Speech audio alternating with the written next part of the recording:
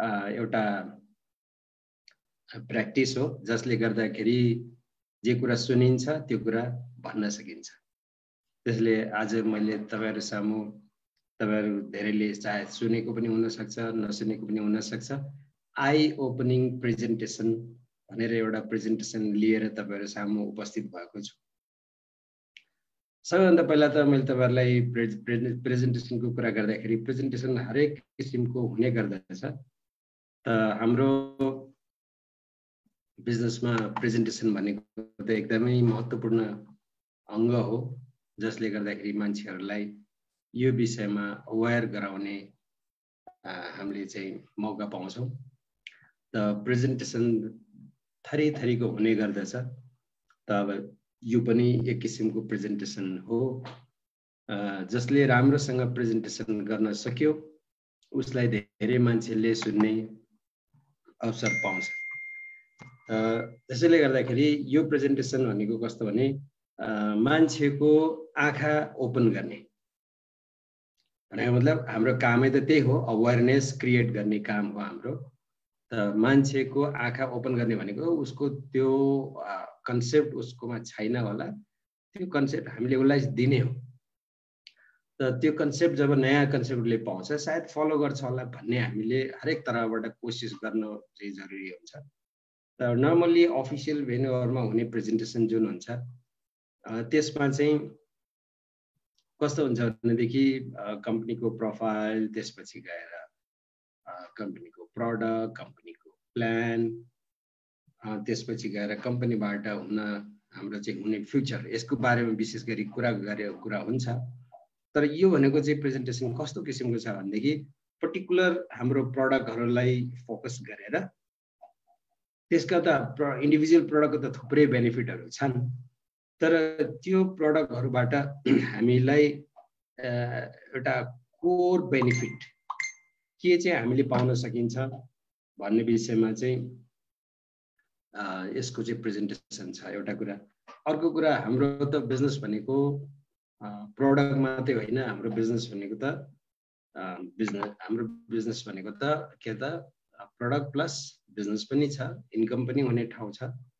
त्यसैले गर्दा यो हामीलाई इम्पोर्टेन्ट के हुन्छ भनेदेखि इन्कमको पार्टको बारेमा पनि कुरा गर्ने त्यतिकै इम्पोर्टेन्ट हुन्छ। त त्यसैले गर्दाखेरि यसमा यो प्रेजेन्टेसनमा चाहिँ product as well as business त्यसको बारेमा कुरा हुन्छ, तर टु दी पोइन्ट गएर कुरा गर्न गरिन्छ ताकि किनभने कतिपय मान्छेहरुलाई कस्तो हुन्छ भनेदेखि सधैँ एउटै कुरा सुनिराख्नु भन्दा अर्थात् सधैँ एउटै कुरा भनिराख्नु भन्दा मान्छेलाई डिफ्रेन्ट तरिकाबाट भनियो भनेदेखि कसैलाई कुनै कुराले टच गर्छ, कसैलाई कुनै कुराले टच गर्छ। त्यसैले गर्दाखेरि यहाँ चाहिँ 5 वटा प्रोडक्टको बारेमा 5 वटा बिजनेसको बारेमा जुन किसिमको हामीले यसमा चाहिँ प्रेजेन्टेसन को स्लाइड बनाएको छौं यसलाई चाहिँ हामीले अलिकति राम्रोसँग बुझेर त्यही किसिमको प्रेजेन्टेसन गरियो भनेदेखि धेरै मान्छेहरुलाई हामीले कभर गर्न सकिन्छ जस्तो चाहिँ मलाई लागेको कारणले गर्दाखेरि चाहिँ मैले यो प्रेजेन्टेसनको नाम नै आई ओपनिङ प्रेजेन्टेसन भनेर चाहिँ राखेको। आई ओपनिङ भनेको कस्तो भनेदेखि हाम्रो कन्सेप्ट र हाम्रो बिजनेसको बारेमा त धेरै मान्छेलाई थाहा छैन हेर्नुस्। त्यसैले गर्दाखेरि अरे यो त थाहै छैन मलाई त यस्तो चीज रहेछ, मलाई कति वर्षदेखि म यही सिटीमा छु अथवा यही कन्ट्रीमा छु, मलाई यो विषयमा थाहा थिएन भन्ने मान्छेहरु छन् नि त, कति हामीले सुनिन्छ नि त्यस्तो। त्यसको मतलब के हो भनेदेखि उहाँहरुलाई हाम्रो कन्सेप्टको बारेमा थाहा छैन, हाम्रो प्रोडक्टको बारेमा थाहा छैन, हाम्रो बिजनेसको बारेमा थाहा छैन। त्यसैले गर्दा हामीले यो प्रेजेन्टेसनबाट चाहिँ मान्छेहरुलाई एटलिस्ट उहाँहरुको आँखा खुलाउने काम गर्न सकिन्छ जस्तो चाहिँ मलाई लाग्छ। त्यसैले गर्दा म स्लाइड बाइ स्लाइड तपाईहरुसँग शेयर गर्न गइरहेको छु आजको यो प्रेजेन्टेसन आई ओपनिङ प्रेजेन्टेसन। सबैभन्दा हामी पहिला चाहिँ प्रोडक्टको बारेमा हामी कुरा गर्छौं, प्रोडक्टका 4-5 वटा पोइन्टको बारेमा। यसलाई चाहिँ मैले न्यू प्रेजेन्टेसन मोड्युल प्रोडक्टको बारेमा भनेर चाहिँ भनेको छु। त सबैभन्दा इम्पोर्टेन्ट कुरा चाहिँ के हो भनेदेखि हाम्रो बडीमा समस्या हुने भनेको अर्थात् हाम्रो बडीलाई अनेक किसिमको रोग व्याधि लाग्ने, अन्य सिस्टममा खराबी आउने कारणहरूको सबैभन्दा ठुलो कल्प्रिट भनेर चाहिँ सबैभन्दा ठुलो दुश्मन भनेर चाहिँ हामीले टक्सिनलाई चिनिन्छ। त्यो टक्सिन चाहिँ इन्टर्नल पनि हुन्छ, एक्सटर्नल पनि हुन्छ। त टक्सिन भनेको यसरी बुझौँ हामीले, कतिपय मान्छेले चाहिँ आर्टिफिसियल केमिकललाई मात्रै टक्सिन भनेर बुझ्ने गरेको छ, तर वास्तवमा टक्सिन भनेको चाहिँ यसरी हामीले बुझ्दाखेरि चाहिँ राम्रो हुन्छ। एउटा त अनवान्टेड मटेरियल भनेर, अनवान्टेड भने हामीलाई त्यो जरुरत छैन, हामीलाई चाहिँदैन, त्यो चाहिँ त्यस्ता किसिमका कुराहरूलाई चाहिँ हामीले आर्टिफिसियल केमिकल भनेर चाहिँ पुकार्न सक्छौँ। एउटा अनवान्टेड मटेरियल भयो।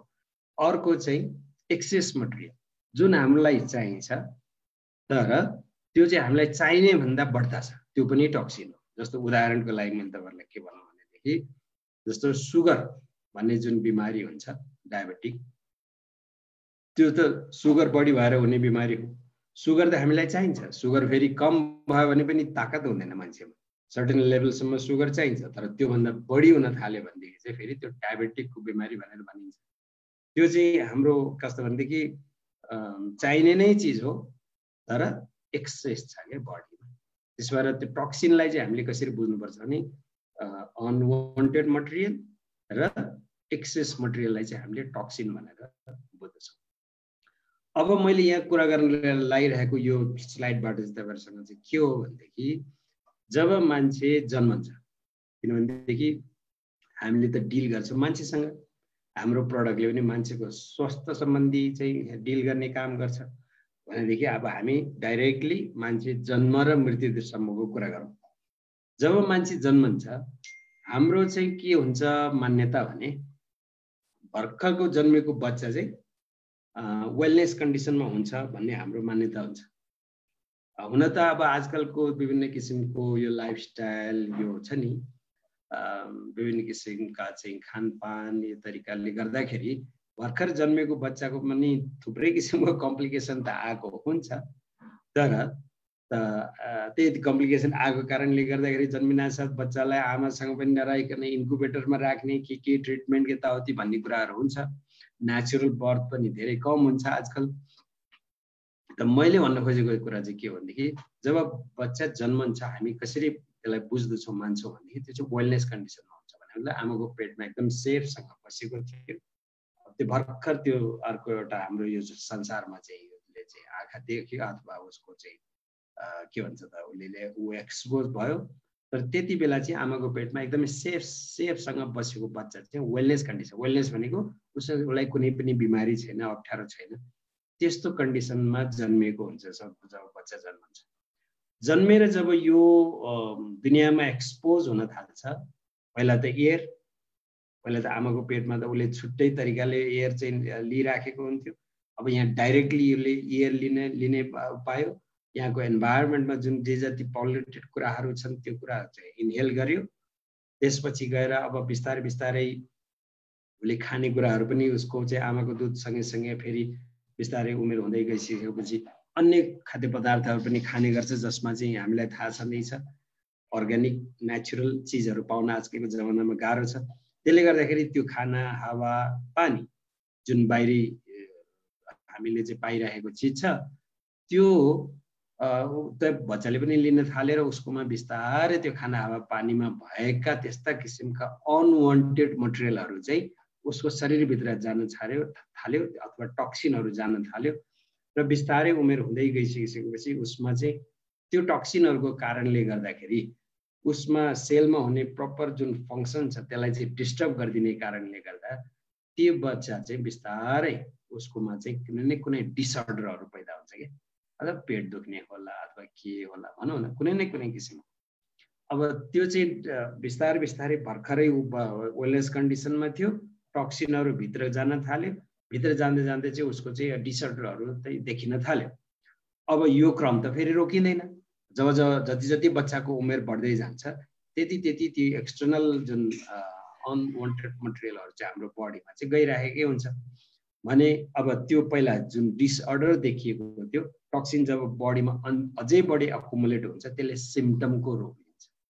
अब त्यो सिम्पटम्सहरू चाहिँ कस्तो किसिमको कुन अर्गनमा कुन सिस्टममा त्यो चाहिँ फरेन पार्टिकलले हैन त्यस्ता किसिमको चाहिँ अनवान्टेड मटेरियलले चाहिँ बडीमा चाहिँ असर गरेको छ त्यो अनुसार। एक्सक्यूज मी भानु भाई आपका स्लाइड शेयरिंग नहीं दिखा रहा है। अच्छा नहीं दिख रहा है। हाँ क्योंकि हम वीडियो प्ले करने के टाइम वो क्रॉस हो गया था। ओके ओके मैं फिर ट्राई कर रहा हूँ। ओके जब हो गया था अब हो गया बोल देना, मैं कंटिन्यू करता हूँ। ठीक है जरूर जरूर जरूर जरूर। त मैले के भन्दै थिएँ भनेदेखि जुन बच्चा वेलनेस कन्डिसनबाट उसकोमा चाहिँ डिसअर्डरहरू पैदा हुन थाल्यो, डिसअर्डर पछि चाहिँ बिस्तारै उसकोमा सिम्पटम्सहरू देखिन थाल्यो। अब त्यो सिम्पटमहरू देखिने भनेको जस्तो मानिलिनुहोस् अनवान्टेड मटेरियल भनेको जस्तो अहिले आएको जुन यो कोभिड-19 जुन प्रब्लम छ, यो एक किसिमको भाइरस, यो भाइरस पनि त्यस्तै अनवान्टेड मटेरियलै हो हाम्रो लागि, त्यो नचाहिने चिज हो। त त्यसले गर्दाखेरि मान्छेलाई के छ त,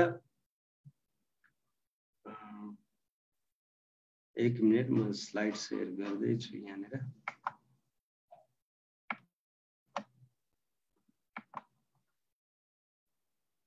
त त्यसले पनि फेरि मान्छेमा अनेक किसिमको समस्याहरू ल्याइराखेकै छ। अहिले त अब संसारकै एउटा हट के भन्छ त प्रब्लमको रूपमा यसलाई चाहिँ देखिएको छ। त्यस किसिमले मान्छेहरूले चाहिँ कन्सिक्वेन्सेसहरू भोगेका छन्। त त्यो पनि एउटा अनवान्टेड मटेरियल भित्रै पर्यो। ब्याक्टेरिया होस् चाहे भाइरस होस्, ती चिजहरू चाहिँ हाम्रो शरीरमा गइरहेको हुन्छ। त्यो बच्चाको है हामीले कुरा गरिराखेको, जन्म भयो, वेलनेस कन्डिसनमा थियो, डिसअर्डरहरू पैदा भयो, त्यसपछि त्यो टक्सिनहरू बढ्दो छ, सिम्पटम्सहरू आयो। अब त्यो सिम्पटम्स आइसकेपछि पनि फेरि त्यो टक्सिन जानबाट त फेरि हामी रोकिँदैन। त्यही इन्भाइरोमेन्ट छ, त्यही खानपिन छ, त्यही लाइफस्टाइल छ। त्यसले गर्दा बिस्तारै जति जति उमेर बढ्दै जान्छ उति उति त्यो डिजिजको रूपमा, अब पहिला त सिम्पटम थियो, अब त्यो डिजिजको रूपमा कन्भर्ट हुन्छ। अब त्यो डिजिजको रूपमा कन्भर्ट भइसकेपछि कुन डिजिज हो, कस्तो किसिमको सिम्पटम्सहरू थिए, त्यस अनुसार चाहिँ फेरि हाम्रो जानकार हामीले चाहिँ कस्तो किसिमको ट्रिटमेन्ट लिन्छौँ, ती जानकार डक्टरहरू भए अथवा कुनै पनि किसिमको चाहिँ सिस्टम हामीले फलो गरे हुन सक्छ ट्रिटमेन्ट गर्नमा, एलोपैथी, होमियोपैथी अथवा कुनै न। हो गया अभी शेयरिंग हो रहा है। Okay thank you very much. त डिजिज भयो।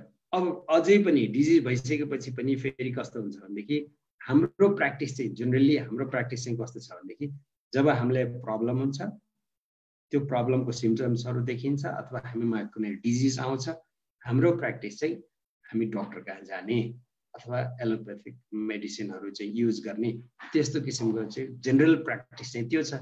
अब त्यो एलोपैथिक मेडिसिन जुन हामीले युज गरिन्छ त्यो के हो त, त्यो पनि आर्टिफिसियल चिज नै हो। त्यसैले गर्दाखेरि हरेक राम्रा डक्टरले, है मैले राम्रा डक्टरले भन्दैछु, हरेक राम्रा डक्टरले के भन्नुहुन्छ भनेदेखि each and every tablet has got side effect भनेर भन्छ।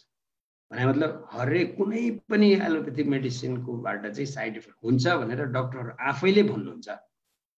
हामीले नर्मल्ली पनि के बुझ्न जरुरी छ भनेदेखि हाम्रा चाहिँ साउथ इन्डियनका डक्टरहरू यो हामीले धेरै चिनजान भयो डिक्सनमा आइसकेपछि, उहाँहरू चाहिँ एकदम सिनियर मोस्ट डक्टरहरू, उहाँले के हुनुहुन्छ नि साधारण त्यो जुन जुन प्यानाडोल भनेर जुन हामीले प्यारासिटामोल युज गर्छौँ हरेक प्रब्लमको लागि, ज्वरो आउँदा अथवा के पेन हुँदा के हुँदा, त्यसबाट त्यो एउटैले त्यो एक्लैले पनि हाम्रो किडनीलाई ड्यामेज गर्न सक्ने किसिमको साइड इफेक्ट हुन सक्छ भनेर भन्नुहुन्छ। भने मतलब त्यसैले गर्दाखेरि हामीले हत्तपत्ती त्यो औषधि आफै ईश्वरले आफैले कसैलाई कन्सल्ट नगरिकन हत्तपत्त चाहिँ युज गर्न नहुने रहेछ भन्ने कुरा चाहिँ हामीले बुझ्नुपर्छ। त त्यसले गर्दा त्यो हाम्रो प्र्याक्टिस अनुसार हामी डक्टर कहाँ जान्छौँ, एलोपैथिक मेडिसिन दिन्छ, त्यो पनि आर्टिफिसियल केमिकलै हो, त्यो पनि एक किसिमको टक्सिन नै हो। त अब टक्सिन बढ्ने क्रम त छँदैछ हो, त्यसले पनि फेरि कस्तो किसिमको समस्या छ त्यसमा चाहिँ सप्रेस गर्ने, अर्थात् त्यो कुनै ब्याक्टेरिया र भाइरस छ त्यसलाई किल गर्ने अथवा त्यसलाई निष्क्रिय गर्ने त्यो काम त त्यसले गर्छ। तर त्यसैले फेरि कुनै न किसिमको साइड इफेक्टहरू चाहिँ ल्याउने गर्छ। त्यसले गर्दाखेरि पछि गएर के हुन्छ भनेदेखि त्यो अघि डिजिज थियो, अब त्यो बिस्तारै त्यो क्रोनिक डिजिजमा कन्भर्ट हुन्छ। भनेको मतलब जिन्दगीभर त्यसलाई उपचार गरिरहनु पर्यो कि निरन्तर उपचार गरिराख्नु पर्यो। अनि अब त्यसपछि के हुन्छ त पछि गएर अनेक किसिमका कम्प्लिकेसनहरू चाहिँ आउँछन् र मान्छेको मृत्यु हुन्छ। त्यसैले यो जन्मदेखिको यो मृत्युसम्मको यो लाइफ साइकल छ नि यो तपाईँ हामी सबैको त्यस्तै हो। हेर्नुहोस् सबैको एभरेजमा भन्नुपर्दा सबैको त्यस्तै हो। र यो एउटा चाहिँ फरक के हुन सक्छ भनेदेखि टक्सिन जाने क्रम त रोकिँदैन। हेर्नुहोस् हैन त्यो त जान्छै जान्छ। चाहे जतिसुकै हामी धनी भए पनि, जतिसुकै हामी बलवान भए पनि, जतिसुकै हामी शिक्षित भए पनि केही न केही किसिममा हामीले त्यसलाई छेकबार लाउन चाहिँ सकिएला। तर टक्सिन त जान्छै जान्छ शरीरमा। त्यो कसैले चाहेर पनि रोक्न सक्दैन। त्यसो भएर जन्मिँदाखेरिको बेलामा त्यो हुँदैन, पछि गएर बिस्तारै सबै मान्छेमा टक्सिन गएर त्यस्तै किसिमको लाइफ साइकलमा चाहिँ हामी हिँड्नु पर्छ र अन्तिममा मृत्यु त के हो त यो त एकदम निश्चित छ। फरक के हो भनेदेखि हामी जन्मेदेखि मृत्यु हुने बेलासम्मको जुन टाइम पिरियड छ नि कसैको लामो हुन्छ कसैको छोटो हुन्छ। लामो छोटोको त कुरा छोडिदिउँ, त्यो त गडको हातमा छ। तर इम्पोर्टेन्ट कुरा चाहिँ यहाँनिर के हो भने त्यो कसरी हामी जन्मेदेखि मृत्युसम्मको समयलाई म्यानेज गरेर कसरी हामी कम्फर्टेबल भएर बस्ने भन्ने कुरा छ कि। त्यसो भएर अब यो चाहिँ हामीले छेक्न नसक्ने कुरा पर्यो कसैले पनि, हैन कसैले पनि छेक्न सक्दैन। यो टक्सिनलाई जान्छै जान्छ, त्यसलाई म्यानेज गर्ने मात्रै कुरा हो। र त्यो म्यानेज गर्ने कुरा चाहिँ भन्दाखेरि चाहिँ यहाँ के कुरा आयो यो पोइन्टमा भनेदेखि यो स्लाइडमा कि टक्सिन भन्ने कुरा नै एकदमै ठुलो समस्या रहेछ हाम्रो शरीरमा। अब त्यो टक्सिनलाई म्यानेज गर्नेको लागि अब हामीले के गर्न सक्छौँ त? हुन त मान्छेको डिफ्रेन्ट तरिकाहरू हुन सक्छ। तर मलाई चाहिँ आफ्नो एक्सपिरियन्स अनुसार मैले चाहिँ के भन्न मन पराउँछु भनेदेखि हाम्रो डिएक्सन कम्पनीले बनाएको एउटा प्रडक्ट जुन चाहिँ मास्टर प्रडक्ट भनेर चिनिन्छ। यो मास्टर प्रडक्ट ज्ञानोडर्मा चाहिँ संसारको सबैभन्दा पावरफुल डिटक्सिफाइङ एजेन्ट भनेर चाहिँ यसलाई चिनिन्छ। मसरुमलाई यो रेड मसरुम जुन डिएक्सन कम्पनीको छ त्यो पनि जुन चाहिँ 6वटा रेड मसरुम मिक्स गरेर चाहिँ कम्बाइन गरेर एउटै मसरुम ज्ञानोडर्मा भनेर यसलाई चिनिन्छ त्यो बनाइएको छ। यसमा भएको 400 भन्दा पनि बढ्ता एक्टिभ कम्पोनेन्टले हाम्रो शरीरमा अन्य पनि काम थुप्रै गर्छ त्यो त छँदैछ।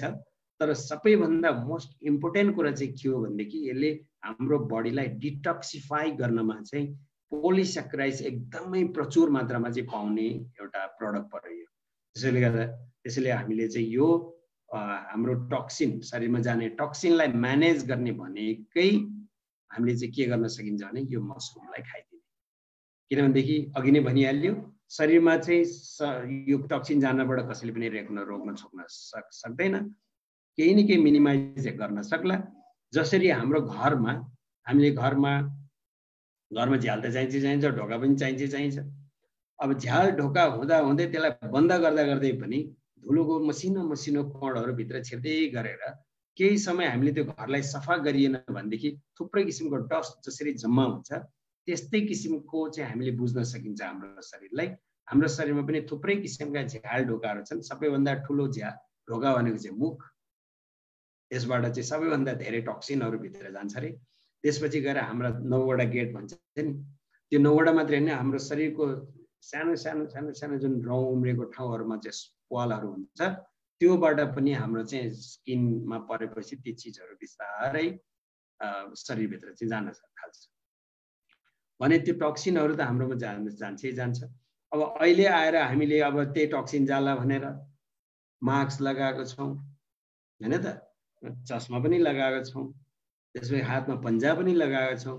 बार फेरि त्यो हाम्रो फेसमा कतै कन्ट्याक्ट होला भनेर हात धुने गरेको छौँ, सेनिटाइजर युज गरेका छौँ, हैन। अर्थात् यो हेल्थ वर्करहरू जुन छ उनीहरूले त पिपिई छुट्टै किसिमको डिजाइन गरिएको शिरदेखि पाउसम्म छपक्कै किसिमले ढाक्ने किसिमको चाहिँ त्यो प्रोटेक्टिभ इक्विपमेन्टहरू युज गरेका छन्। त्यो के हो त?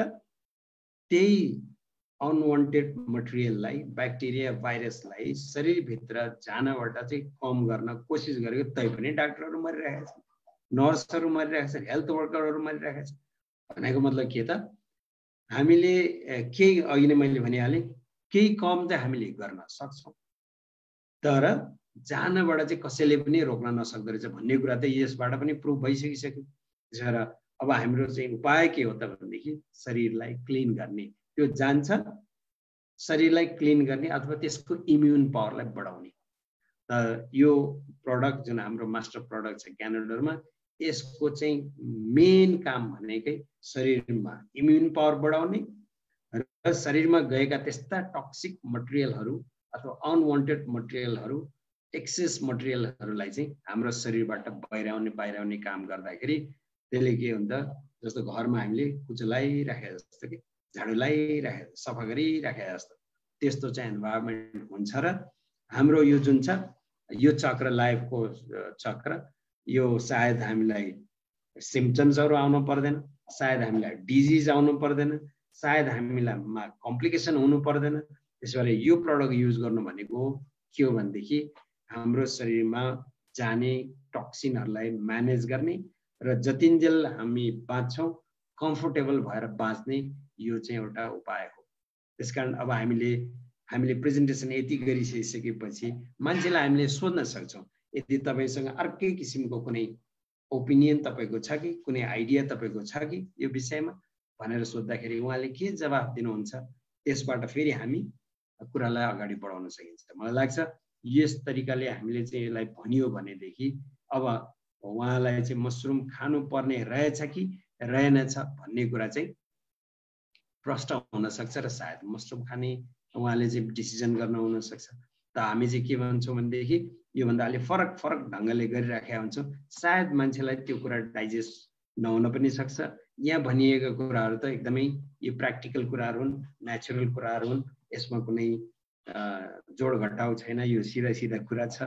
त्यसकारण यो सिधा कुरा मात्रै हामीले मान्छेको दिमागमा हाल्न सकियो भनेदेखि सायद मलाई लाग्छ त्यो मान्छेहरू मसरुम खानालाई अथवा त्यसलाई कन्टिन्यू गर्नलाई रेडी हुन्छन्। त्यसैले अब म चाहिँ अर्को स्लाइडमा प्रवेश गर्न जाँदैछु। त्यो चाहिँ हो के त भनेदेखि हाम्रो कतिपय मान्छेहरू कस्तो हुन्छ भनेदेखि यिनीहरू यो डिएक्सन गर्ने मान्छेहरू खास त्यति पढे लेखेका छैनन्, अर्थात् एउटा कस्तो भने लो प्रोफाइलको मान्छेहरूले गर्ने खालको बिजनेस हो भन्ने खालको कन्सेप्ट बिर गरेर बसेका छन् के उनीहरूले दिमागमा। त्यस्ता मान्छेहरूलाई चाहिँ यो पोइन्टले काम गर्छ जस्तो मलाई लाग्छ। सेकेन्ड स्लाइड जुन छ, जुन चाहिँ के हो भनेदेखि बडीको मेटाबोलिजम, जुन मेटाबोलिक प्रोसेस जुन छ, त्यो प्रोसेस भन्दाखेरि चाहिँ शरीरमा हुने सेललाई गर्ने ड्यामेजेसहरूको बारेमा। किनभनेदेखि हामीले खालि हाम्रो प्रडक्टले चाहिँ मान्छेहरूलाई कम्फोर्टेबल हुन्छ, अर्थात् रोग लाग्न दिँदैन, अथवा रोग लागिसकेका मान्छेलाई पनि बिस्तारै त्यो नेचुरल हिलिङ पावर बढाएर शरीरमा त्यो बिस्तारै हिल हुँदै जान्छ भन्ने कारणले गर्दाखेरि हामी रोगी मान्छेहरू खोज्दै हिँडेका चाहिँ हुन्छौँ। वास्तवमा त्यस्तो गर्नु ठिक होइन। त्यसले गर्दाखेरि के हुन्छ भनेदेखि मैले के भन्छु भने हाम्रो मार्केट साँगुरो हुन्छ, किनभने संसारमा रोगी मान्छे जुन चाहिँ ट्रिटमेन्ट गरिरहेका छन् त्यस्ता मान्छेहरू निरोगी मान्छेहरूको दाजुमा कम छन् जसले ट्रिटमेन्ट गरिरहेका छन्, होइन त। त्यसले गर्दाखेरि हामीले हाम्रो मार्केट चाहिँ साँगुरो बनाइरहेको छ। हाम्रो मार्केटलाई फराकिलो बनाउनको लागि चाहिँ के गर्नुपर्छ हामीले भनेदेखि कि हामीले हरेक मान्छेलाई चाहिँ यो प्रडक्टको चाहिँ जरुरत पर्छ भन्ने किसिमको हामीले कुरा गऱ्यौँ भनेदेखि ती मान्छेहरू हाम्रो चाहिँ एउटा मार्केट ठुलो बन्न सक्छ, ती मान्छेहरू चाहिँ हाम्रो प्रडक्ट कन्ज्युम गर्न सक्छन्, बिजनेस भोल्युम बढ्न सक्छ। त मेटाबोलिजम प्रोसेस जस्तो मानिलिनुहोस् बच्चा होस्, बुढा होस्, धनी होस्, गरिब होस्, नेपालमा बसोस्, अमेरिकामा बसोस्, युएमा बसोस् अथवा इन्डियामा बसोस्, कुनै पनि कन्ट्रीमा बसोस्, ती मान्छेले त अथवा मान्छे स्वस्थ होस् अस्वस्थ होस् खानेकुरा त खान्छ, खानेकुरा त खानै पर्यो नि। खानेकुरामा मेनली हामीले खानेकुरामा त थुप्रै चिज पाइन्छ, तर हामीले मेनली कार्बोहाइड्रेटलाई चाहिँ एक्जाम्पल दिन्छौँ। कार्बोहाइड्रेट मान्छेले खान्छ, होइन, खानै पर्छ। त्यो हरेक चिजमा धेरै कार्बोहाइड्रेटै हुन्छ। हामीले नर्मली खाने जुन कन्ट्रीको मान्छे भए पनि खानेकुराहरू कार्बोहाइड्रेट चाहिँ खान्छ, खानै पर्छ खाना। सँगैसँगै अक्सिजन पनि लिनै पर्छ। अक्सिजन नलि बस्ने कोही छ त्यो संसारमा? अक्सिजन पनि लिनै पर्छ। अब हरेक मान्छेको शरीरमा चाहिँ फेरि 37 डिग्री सेल्सियसको चाहिँ टेम्परेचर मेन्टेन भएको हुन्छ। अझ त्योभन्दा टेम्परेचर बढ्यो भनेदेखि फेरि मान्छेलाई अन्य के रोग पो लाग्यो कि अहिलेको कुरा भन्ने हो भने त झन् कोरोना पो लाग्यो कि भन्ने खालको कोरोना भाइरसले कोभिड-19 पो बिमारी भयो कि भन्ने खालको चाहिँ मान्छेलाई शङ्का हुन सक्छ। त्यसो भएर 37 डिग्री सेल्सियसको टेम्परेचर बडीमा मेन्टेन भएको हुन्छ। कार्बोहाइड्रेट खायो, अक्सिजन चाहिँ इनहेल गरिराखेकै हुन्छ। अनि यो बडीको टेम्परेचरको यो कन्डिसनमा चाहिँ एउटा केमिकल रियाक्सन हुन्छ बडीमा। त्यो रियाक्सनबाट चाहिँ एनर्जी पैदा हुन्छ, जुन चाहिँ हाम्रो शरीरले डिफ्रेन्ट किसिमको चाहिँ फङ्सन गर्नमा चाहिँ युज गर्छ। अनि त्यसपछि गएर यहाँ कार्बन डाइअक्साइड तपाईहरुले यहाँ छुटेछ फर्मुलामा, तपाईहरुले चाहिँ याद गर्नुभयो हुन्छ। कार्बन डाइअक्साइड चाहिँ निक्लन्छ, जुन चाहिँ हामी सास फेरेर छोड्छौँ हैन। लिँदाखेरि अक्सिजन लिन्छ, जाँदाखेरि कार्बन डाइअक्साइड जान्छ। कार्बोहाइड्रेट अक्सिजन हामीले र यो टेम्परेचरमा चाहिँ एनर्जी पैदा भयो। कार्बन डाइअक्साइड चाहिँ हामीले एक्सहेल गर्यौं र यति कुरा यतिसम्म चाहिँ पहिलाका डाक्टर साइन्टिस्टहरुले भन्थे के। तर अहिलेका डाक्टर साइन्टिस्टहरुले चाहिँ के भन्छ भने त्यो कुरा हो, त्यो कुरा हो भनेको मतलब के हो त, कार्बोहाइड्रेट अक्सिजन लिने हो, 37 डिग्री सेल्सियस टेम्परेचर पनि हुन्छ। त्यो कन्डिसनमा चाहिँ बडीमा एक किसिमको केमिकल रियाक्सन हुन्छ। त्यो रियाक्सनबाट चाहिँ एनर्जी पैदा हुन्छ र कार्बन डाइअक्साइड हामी फाल्छौँ भन्ने कुरा पहिला जुन डाक्टर साइन्टिस्टहरुले भन्थे त्यो कुरा हो। तर अहिले आएर चाहिँ अहिलेका साइन्टिस्टहरुले के पनि भन्छन् भने प्लस अर्को पनि एउटा कुरा आउँछ, त्यसलाई भन्छ फ्री रेडिकल। फ्री रेडिकल भनेको चाहिँ यस्तो हो, तपाईहरुले यसरी बुझ्नु होला। अक्सिजन चाहिँ स्प्लिट जब हुन्छ हैन, त्यो चाहिँ अक्सिजनको केमिकल फर्मुला चाहिँ O2 भनेर हुन्छ। अब O2 भनेको मतलब अक्सिजनको दुईटा एटम मिलेर एउटा अक्सिजनको मोलिक्युल बने हुन्छ। अब त्यो जब अक्सिजन स्प्लिट हुन्छ भने मतलब त्यो मोलिक्युल जब स्प्लिट हुन्छ त्यो एटम बन्छ। त्यो एटम भनेको O, सिंगल O, जुन चाहिँ फ्री हुन्छ, एकदमै अनस्टेबल हुन्छ अरे के। शरीरमा जतासुकै भाग्छ, त्यो जहाँ पनि भाग्न सक्छ र जहाँ पर्छ त्यो शरीरमा। कहाँ पर्छ त शरीर भनेपछि, शरीर भनेपछि हामीले के बुझ्नुपर्छ, सेल बुझ्नुपर्छ। किनभने हाम्रो शरीरको युनिट पार्टिकल भनेकै सेल हो। त त्यो कहाँ पर्छ, हाम्रो बडीको सेलमा पर्छ। तब जहाँ जहाँ पर्छ त्यो त्यसले ड्यामेज गर्छ। ड्यामेज मतलब त्यो सेलमा पनि भित्र एउटा न्युक्लियस भन्ने चिज हुन्छ। त्यो न्युक्लियसलाई ड्यामेज गरिसकेपछि त्यो चाहिँ सेल मर्यो। त्यो मर्यो, सेल मर्नु भनेको के हो त, अब त्यो डेड सेल भयो। जब जति डेड सेलहरू बडीमा त्यसरी चाँडै चाँडै जम्मा हुन्छ त्यसलाई चाहिँ क्यान्सर भनेर चाहिँ चिन्ने गरिन्छ आजकल।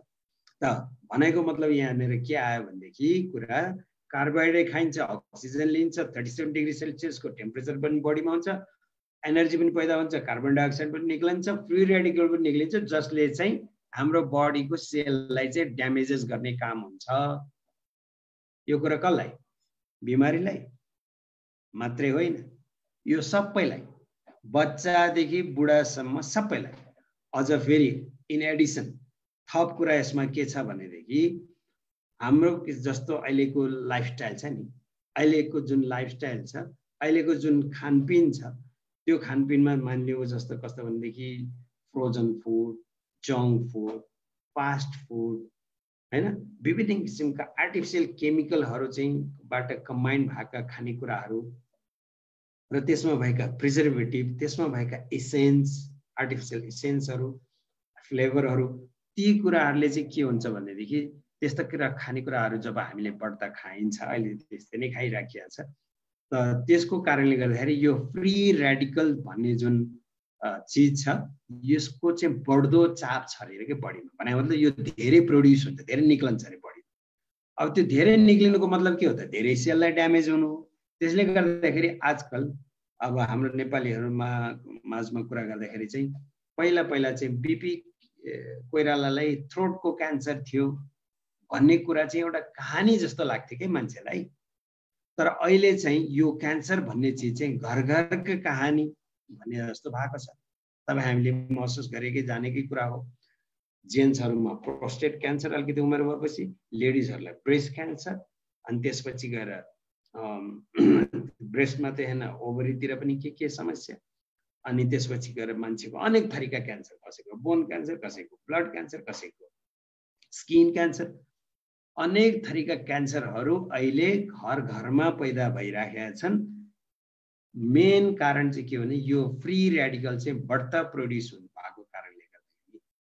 अब यहाँनिर चाहिँ समस्या के आयो त, के देखियो भनेदेखि बडीको मेटाबोलिजम प्रोसेस भनेर यसलाई तपाईहरुले यसरी बुझ्नु होला।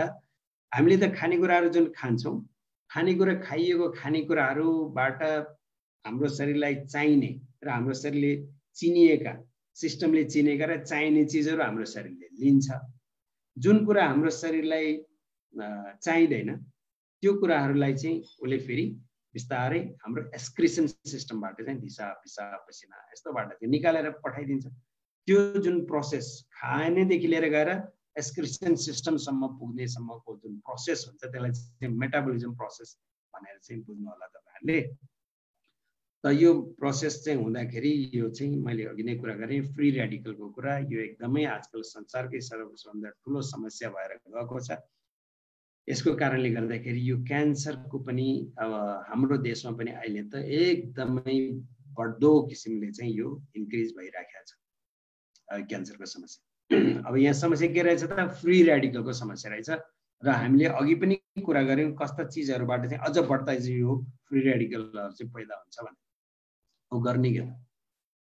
हामीले मान्छेलाई यति भनिसकिसकेपछि एउटा क्वेशन राख्न सक्छौं, are we aware of free radicals भनेर। तपाईलाई यो फ्री रेडिकल्सको बारेमा थाहा छ, थाहा थियो भनेर चाहिँ हामी सोध्न त मिल्यो नि कसैलाई यो कुरा भनिसकेपछि। अवश्य पनि मलाई लाग्छ धेरै कम मान्छेलाई मात्रै थाहा छ यो फ्री रेडिकल्स भन्ने बारेमा क्या। अब गर्ने के त, खाना खान छोड्ने भएन, अक्सिजन लिन छोड्ने झनै भएन, अनि बडीको टेम्परेचर त्यति हुनै पर्छ नत्र हस्पिटलाइज हुनुपर्छ। अनि त्यसपछि गएर यो गर्दा गर्दै मात्रै पनि त फ्री रेडिकल आउँदो रहेछ भन्ने कुरा बुझिसकेपछि अब यो फ्री रेडिकललाई कन्ट्रोल गर्ने चिज अथवा त्यसलाई म्यानेज गर्ने यस्तो चिज हामीलाई चाहियो जसले चाहिँ हामीलाई यो फ्री रेडिकलको चाहिँ खतराबाट चाहिँ बचाउन सकोस्। तपाईहरुको जानकारीको लागि मैले के भनौं भनेदेखि यस्ता जुन हाम्रो ग्यानोडर्मा स्पिरुलिना भन्ने खालको देखि लिएर गएर थुप्रै किसिमको हर्ब्सहरु संसारमा एकदमै हाई प्राइसमा चाहिँ बिक्री भइरहेको छ। यसको कारण के हो भनेदेखि त्यसमा चाहिँ त्यसको मेजर कम्पोनेन्ट चाहिँ एउटा अर्ग्यानिक जर्मेनियम भन्ने हुन्छ क्या। केलाई हामीले पैसा हालिरहेको हो त धेरै धेरै पैसा, त्यो अर्ग्यानिक जर्मेनियम त्यो पनि प्योर डिएक्सएनको जस्तो प्योर छ भने त अझै पनि त्यसको किम्मत त हुने नै भयो। त त्यो अर्ग्यानिक जर्मेनियम तपाईहरुले कुनै गुगल गरेर चाहिँ हेर्न सक्नुहुन्छ अर्ग्यानिक जर्मेनियम भने के हो भनेर। त त्यो अर्ग्यानिक जर्मेनियमले चाहिँ मा चाहिँ एन्टी क्यान्सर इफेक्ट हुन्छ क्या, अथवा क्यान्सरलाई बचाउन सक्ने अथवा फ्री रेडिकललाई चाहिँ म्यानेज गर्ने पावर चाहिँ त्यो अर्ग्यानिक जर्मेनियममा हुन्छ। त्यो हुन त फेरि टमाटोमा पनि हुन्छ, हामीले खाइने थुप्रै किसिमका जुन चिजहरु छ डे टु डे लाइफमा त्यो चिजहरुमा हुन्छ, तर कति त एकदमै सूक्ष्म एकदमै कम एकदमै न्यून हुन्छ के त्यसमा। तर हाम्रो ग्यानोडर्मामा भन्ने हो भनेदेखि अब यसलाई चाहिँ नाप्ने एकाइ पनि यसको पीपीएम भन्ने छ, पार्ट्स पर मिलियन भनेर, जमाने मतलब मिलियनमा त्यति पार्ट्स भनेको क्या।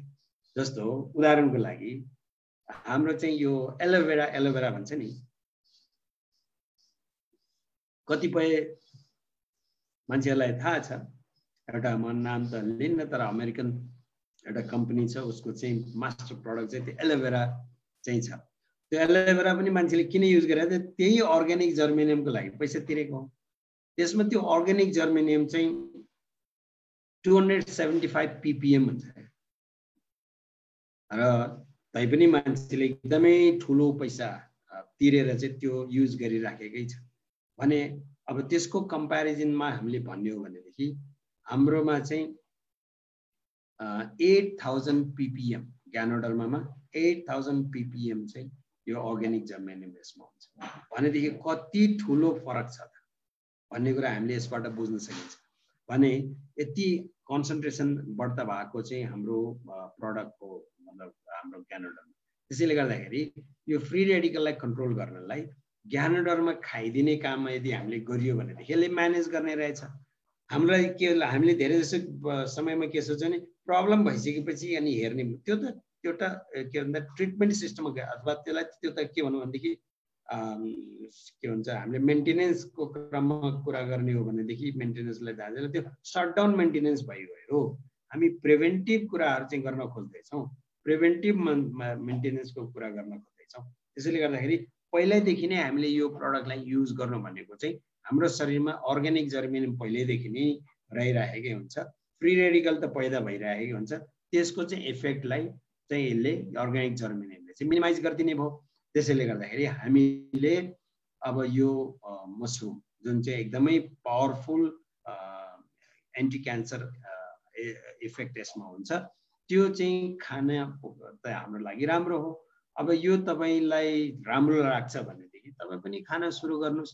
अर्थात् तपाईँले क्यानाडामा के हो भन्ने विषयमा तपाईँलाई हेर्न मन छ के छ भने तपाईँ साइट्स दिनुहोस् यसको, होइन अथेन्टिक इन्फर्मेसनहरू लिनुहोस्, त्यसपछि डिसाइड गर्नु। भन्दाखेरि त यो हामीले कसैलाई प्रेसराइज गरेको पनि जस्तो हुँदैन अनि उहाँहरूलाई इन्फर्मेसन दिएको पनि हो, त्यो अथेन्टिक इन्फर्मेसन हामी दिइरहेका छौँ। त्यस्तै किसिमको अथेन्टिक एक दुईवटा साइट दिने हो भनेदेखि उहाँहरूलाई चाहिँ अब यो खानु पर्ने रहेछ भन्ने कुराको चाहिँ आभास त्यहाँबाट हुन्छ जस्तो चाहिँ मलाई लाग्छ। त्यसैले गर्दा यो दुईटा स्लाइड हामीले जुन कुरा गऱ्यौँ, जुन चाहिँ हामीले चाहिँ के भन्छ त ज्ञानोडर्माको बारेमा अलिकति भन्नु पर्यो भनेदेखि त्यो दुईटा स्लाइडको बारेमा एउटा चाहिँ के त जन्मेदेखि मृत्युसम्मको समयमा चाहिँ कम्फर्टेबल भएर बस्न सकिने, किनभने टक्सिन जानबाट रोक्न सकिन्न भन्ने कुरा।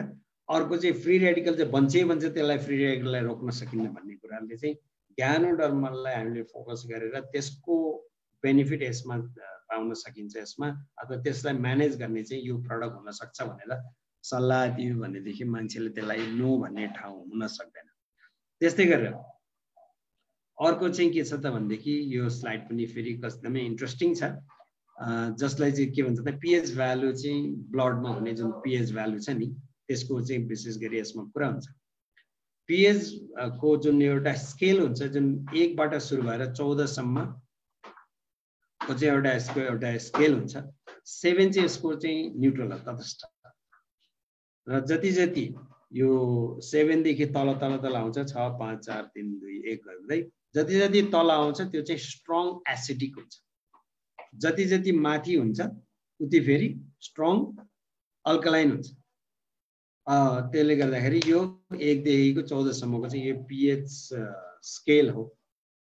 अब यो स्केल बाट हामीले चाहिँ के बुझ्नुपर्छ भनेदेखि रिकमेन्डेड भनेर जुन भनिएको छ 7.35 देखि 7.45 भनेको चाहिँ हाम्रो पिएच भ्यालु हाम्रो शरीरमा मान्छेको शरीरमा चाहिँ पिएच भ्यालु 7.35 देखि 7.45 सम्म यदि मेन्टेन गर्न सकियो भने अमेरिकाको एकजना ठुलो डक्टर साइन्टिस्टले चाहिँ उहाँले पनि 10 वर्षसम्म रिसर्च गरेर के भन्नुभएको छ कन्क्लुड गर्नुभएको छ भनेदेखि यसमा यदि यो न्यारो जुन स्पेस छ यसमा हामीले चाहिँ मेन्टेन गर्न सकियो भनेदेखि अमेरिकामा जति बिमारीहरू छन् ती बिमारीको चाहिँ 80% बिमारी घरै बसी सन्चो हुन्छ भनेर चाहिँ उहाँले भन्नुहुन्छ।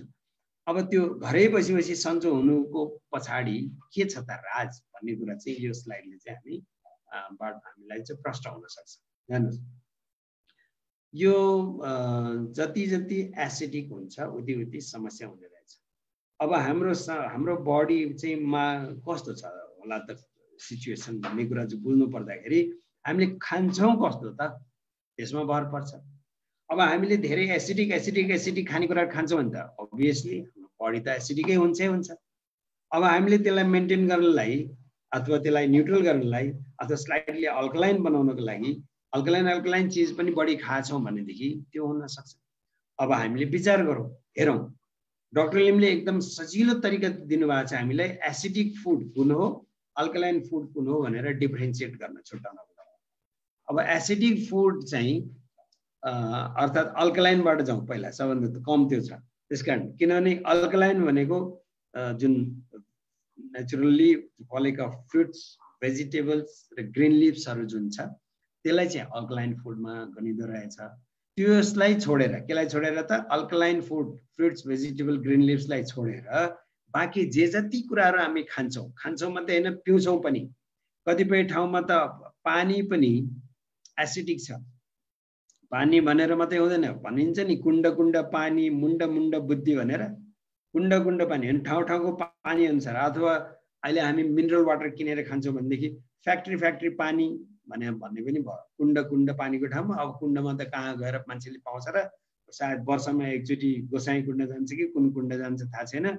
तर मैले भन्न खोजेको कुरा चाहिँ के हो, हामी त डिपेन्ड हुन्छ त्यही फ्याक्ट्रीहरूमा जुन चाहिँ उनीहरू चाहिँ पानीलाई प्रशोधन गरेर बेचिरहेको हुन्छ, त्यो चाहिँ फ्याक्ट्रीमा भर पर्छ। कतिपय पानी तपाईँहरूले हेर्नु होला पिएच, मैले युएमा पनि देखेको छु 6.9 को पानी पनि त्यहाँ बेचिरहेको छ भने मतलब त्यो चाहिँ स्लाइडली, त्यो त के भयो त स्लाइडली एसिडिक भयो। पानी पनि न्युट्रल छैन भने मतलब बजारमा के भने अब हामीले कस्तो चाहिँ खानेकुराहरू पिउने कुराहरू पिइराखेका छौँ त्यसमा डिपेन्ड गर्छ हाम्रो बडीको चाहिँ पिएच भ्यालु। किनभने हामीले जे खान्छौँ त्यो कुरा हाम्रो बडीले, त्यो हाम्रो बडी त्यस्तै हुने हो। त्यसैले अब हामीले के विचार गर्नु पर्यो भने हामीले कस्तो खानाहरू खान्छौँ त, अल्कालाइन खान्छौँ कि एसिडिक खान्छौँ। तर हामीले यदि एउटा मिटिङहरू पनि हामीले के गर्ने गरिन्छ भनेदेखि एउटा स्याम्पल लिन्छ कि एकजना व्यक्तिलाई लिएर तपाईँले हिजो के खानुभयो ब्रेकफास्टमा, लन्चमा, डिनरमा अथवा बिचबिचमा भन्दाखेरि यो 80% चाहिँ भन्दा बढी चाहिँ अल्कालाइन खानेकुरा खानुपर्ने रे र 20% भन्दा कम खाना मात्रै एसिडिक खानुपर्ने। तर मान्छेको त्यो ठ्याक्कै उल्टो पनि भएको छ। उल्टो मात्रै होइन, कतिपय मान्छेको त त्यो 95% अथवा 99% जस्तो एसिडिक खाना भएको छ भनेपछि उसको ब्लड चाहिँ जुन त्यो एसिडिक नभएर के हुन्छ त नि। अब जब ब्लड एसिडिक हुन्छ, हेर्नुहोस् यहाँनिर आएर कुरो बुझ्नुपर्ने कुरा के, जब मान्छेको ब्लड एसिडिक हुन्छ अथवा मान्छेको बडी एसिडिक हुन्छ, सबैभन्दा एकदमै डरलाग्दो कुरा देखेर मान्छे सुत्न सक्दैन। मान्छेलाई सुत्न सक्दैन भन्नाले निन्द्रा लाग्दैन क्या। अनि त्यसपछि कस्तो हुन्छ नि, हाम्रो हिन्दी गाना छ नि एउटा, करबटे बदलते रहे सारी रातको भने जस्तो क्या। त्यसो भएर मान्छे यता फर्क्यो निन्द्रा लाग्दैन, करबटे यता फर्किनुलाई करबटे बदल्ने भन्छ कि हिन्दीमा। अनि यता फर्क्यो फेरि निन्द्रा आउँछ कि भने निन्द्रा आउँदैन। त्यसो भएर मान्छे सबैभन्दा ठुलो निन्द्रा। किन त एसिडिक बडीले चाहिँ अक्सिजनको फ्लो राम्रो गर्न सक्दैन बडीमा। जब बडी भनेको माइन्ड पनि हो, त्यसो भएर जब माइन्डमा राम्रोसँग अक्सिजनको फ्लो हुन सक्दैन, मान्छे रिल्याक्स हुन सक्दैन। त्यसो भएर उसकोमा अनेक थरी विचारहरू आउने अनि उस माइन्ड रिल्याक्स नभएपछि ऊ सुत्न नसक्ने हुन्छ। त्यसो भएर यो मेरो पनि आफ्नो एक्सपिरियन्स हो। हेर्नुहोस् यो त थ्योरिटिकल कुरा हो होइन, त आफ्नो पनि मेरो पर्सनल एक्सपिरियन्स के छ भनेदेखि म जब सुरुमा युए गएको थिएँ त्यति बेला चाहिँ मेरो बडी अलरेडी एसिडिक भइसकेको रहेछ। किनभने मेरो फ्याटी लिभर त छँदै थियो र अब हाम्रो खानपिन लाइफस्टाइल त्यस्तै थियो नि त। त्यसले गर्दाखेरि मेरो एसिडिक बडी भइसकेको रहेछ, मलाई निन्द्रा लाग्थेन हेर्नुहोस् राति होइन। अनि कहिलेकाहीँ कस्तो हुन्थ्यो भने एक रात पुरै निन्द्रा नलाग्ने। म जब गर्थेँ, अनि जब गर्दाखेरि के हो त बिहान उठेर त ड्युटी जानु छ, अनि गयो ड्युटी गरेर आयो के गर्यो, एक रात पछि अर्को 2 रातको निन्द्रा खप्योपछि फेरि निन्द्रा लाग्ने क्या। त्यस्तो किसिमको चाहिँ मैले आफैले पनि एक्सपिरियन्स गरेको कुरा छ। त्यसैले एसिडिक बडीले चाहिँ के त ब्लडको फ्लो राम्रो नभएर अक्सिजनको फ्लो पनि राम्रो नहुने रहेछ। त्यसो भएर हाम्रो शरीरमा अक्सिजन ब्लडको फ्लो पनि हुन एकदमै जरुरी छ, अक्सिजनको फ्लो पनि हुन जरुरी छ। अब त्यो भएन भनेदेखि अघि मैले भनिहालेँ सुत्न सक्दैन मात्रै होइन, खाना पच्दैन, हाम्रो बडीको सबै कुरा स्लो डाउन हुन्छ क्या। हाम्रो बडीको सबै कुरा फङ्सनहरू स्लो डाउन गरिदिन्छ। कतिपय समस्याहरू चाहिँ त्यसमा चाहिँ एकदमै चाँडै हुर्किन्छ भने मतलब ब्याक्टेरिया भाइरसहरू जुन खतरनाक किसिमको कुराहरू जुन छ र मान्छेलाई रोग साँच्चै निको चाँडै हुँदैन। यावत समस्याहरू इन्फर्टिलिटीको प्रब्लम पनि आउन सक्छ, बच्चा नजन्मिने पनि हुन सक्छ मान्छेको। भने यी सारा समस्याहरू चाहिँ आउने कारण चाहिँ के रहेछ भनेदेखि त्यही ब्लडमा हुने पिएच भ्यालु चाहिँ हामीले त्यो स्लाइटली अल्कालाइन बनाउन नसकेका कारणले गर्दाखेरि, अर्थात् त्यो एसिडिकतिर गएको कारणले गर्दाखेरि। यसै पनि तपाईँ हामीले यसरी अब हामी नेपालीको छोराछोरीलाई यसै पनि कृषिको विषयमा थाहा छ। त मैले चाहिँ के एउटा इक्जाम्पल जहिले पनि दिन्छु भनेदेखि हाम्रो पनि माटो बिगारिसकेको छ हेर्नुहोस् मान्छेहरूले के किसानले पनि माटोलाई बिगारिसकेको छ। त्यसमा रासायनिक मल अनेक थरी किसिमका मलहरू त्यसमा हालेर त्यो माटो चाहिँ अम्लीय बनाइसकेको छ। त्यसो भएर खेती गर्दा गर्दा गर्दा अब त्यो माटोको अम्लीयपन बढी अथवा एसिडिक नेचर चाहिँ बढी भइसकेको कारणले गर्दाखेरि त्यो प्रडक्ट त्यसमा चाहिँ प्रोडक्सन राम्रो हुँदैन, फसल राम्रो दिँदैन। त्यसो भएर हाम्रो जिटिएहरू हुन्छ त्यसको सम्बन्धी हेर्ने प्रोफेसनलहरू, उहाँहरूलाई चाहिँ लिएर जान्छ। पहिला चाहिँ त्यो माटो के अरे धान फलेन राम्रो अथवा गहुँ फलेन भन्यो भनेदेखि मान्छे किसानले माटोको स्याम्पल लिनुपर्छ तपाईँको खेतको भनेर ठाउँ ठाउँको स्याम्पलिङ गर्छ। त्यो स्याम्पलिङ गरेर लिएर जान्छ। लिएर गएर के गर्ने हो त, त्यो ल्याबमा गएर टेस्ट गर्ने। के को टेस्ट गर्ने त, यही एसिडिक र अल्कलाइनको चेक गर्ने। त्यो माटो चाहिँ एसिडिक, उनीहरूलाई थाहा छ अलरेडी एसिडिक छ भनेर, तर कति छ त त्यसको पिएच भनेर चाहिँ चेक गर्नको लागि।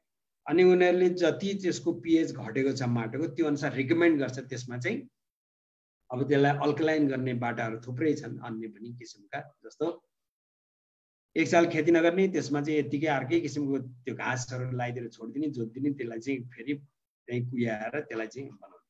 अर्को एउटा तरिका छ, त्यसले गर्दाखेरि एक सालको त फसल उसले खान पाएन होला। अर्को एउटा तरिका के छ भने कृषि चुन हाल्ने, त्यो चाहिँ अल्कलाइन हुन्छ हैन। कृषि चुन त्यसमा चाहिँ हालिदिएपछि त्यसले न्युट्रलाइज गरिदिन्छ अनि फेरि फल्न थाल्छ। यस्तो किसिमको रिकमेन्डेसनहरू चाहिँ उहाँहरूले गर्न थाल्छ। अब तपाईँ हाम्रो लागि मान्छेको लागि, त्यो त जमिनको लागि कुरा भयो, खेतको लागि बारीको लागि हैन। अब मान्छेको लागि यदि हाम्रो नर्मली हाम्रो चाहिँ छ कि हाम्रो धेरै जसो मान्छेको एसिडिक नै छ बडी, त हाम्रो लागि चाहिँ अल्कलाइन बनाउनको लागि मसरुम सबैभन्दा पावरफुल यो संसारको अल्कलाइन एजेन्ट हो भनेर चिनिन्छ। त्यो पनि एकदमै हाइली कम्प्रेस फर्म। किन हाइली कम्प्रेस फर्म? दुनियाँमा अन्य पनि कम्पनीहरू छन् मसरुम बनाउने, तिनीहरूको चाहिँ प्रायः सो 8:1 त्यो रेसियोमा बन्दो रहेछ। भने मतलब 8 किलो मसरुमबाट 1 किलो बनाउने। हाम्रो जस्तो जिएल त तिनीहरूसँग छँदै छैन एउटा कुरा। अर्को कुरा भन्ने हो भने हाम्रो जस्तो चाहिँ जुन 6 वटालाई कम्बाइन गरेर एउटा बनायो क्यानाडामा, त्यो तिनीहरूसँग त्यो छँदै छैन। एउटा होला सायद हैन। त्यहाँ माथि के त जिएल भन्ने त नामै छैन र रेसियो यदि उनीहरूको भन्ने हो भनेदेखि 8:1 भनेको 8 किलोबाट 1 किलो बन्ने। हाम्रो चाहिँ फेरि मसरुम गर्छ भने 20:1 मा बन्छ। भने मतलब 20 किलो फ्रेस मसरुमबाट 1 किलो बन्छ भने कति कम्प्रेस फर्म होला त त्यो, कति त्यो त्यसलाई के भन्छ त छन्दा छन्दा छन्दा गरेर ल्याएको। भनेको मतलब 1 चम्चा मसरुम यदि युज गर्नु भनेको पनि 20 चम्चा फ्रेस मसरुम चाहिँ खानु बराबरको हो। त्यसले गर्दाखेरि त्यसले थोरै खाए पनि धेरै काम गर्नुको कारण त्यो। कफी मात्रै पिएर पनि मान्छेलाई हुन्छ कि कफीमा त थोरै छ अझ, त्यतिले पनि मान्छेले काम गर्यो भने हामीले सुनिन्छ भनेदेखि 1 चम्चा त ठुलो हो। त्यसले गर्दाखेरि 1 चम्चा मसरुम खानु भने 20 चम्चा फ्रेस मसरुम रेड मसरुम खाएको जस्तो हो। अब अहिले नेपालमा पनि रेड मसरुमको खेती गर्ने मान्छेहरू थुप्रै देखिएको छ, भेटिएको छ। उनीहरूले एकदमै महँगो प्राइसमा बेचिराखेका छन्। यदि कम्पेयर गरेर हेर्ने हो भने के उनीहरूको पनि त्यो त्यसलाई कम्प्रेस गरेर ल्याउने भने त हाम्रो भन्दा धेरै महँगो पर्दो रहेछ। हेर्नुहोस् त हाम्रो त कस्तो हो भनेदेखि 20 जुन किलो छ त्यसलाई कम्प्रेस गरेर 1 मा ल्याएको फाइन पाउडर जुन छ त्यो पाउडर चाहिँ हामीले खाइन्छ, जुन चाहिँ संसारकै सबैभन्दा टप अल्कलाइन फुड भनेर चिनिन्छ। अब हाम्रो प्र्याक्टिस जुन छ हामीले चाहिँ नर्मली के हुन्छ त भनेदेखि अहिले कुरा हामीले यति कुरा बुझियो रे मान्यौ भनेदेखि भोलिदेखि गएर अल्कलाइन फुड खान्छु भनेरतिर चाहिँ हामी सायद प्र्याक्टिकली पोसिबल नहोला। हाम्रो लागि के पोसिबल हुन सक्छ भने जस्तो नर्मल खानेकुराहरू हामीले खान्छौँ ठिक छ, साथमा हाम्रो थोरै घ्यानडरमा खाइदिने। त्यसले के गर्यो त बिस्तारै बिस्तारै बडीलाई न्युट्रलाइज गर्दै गयो।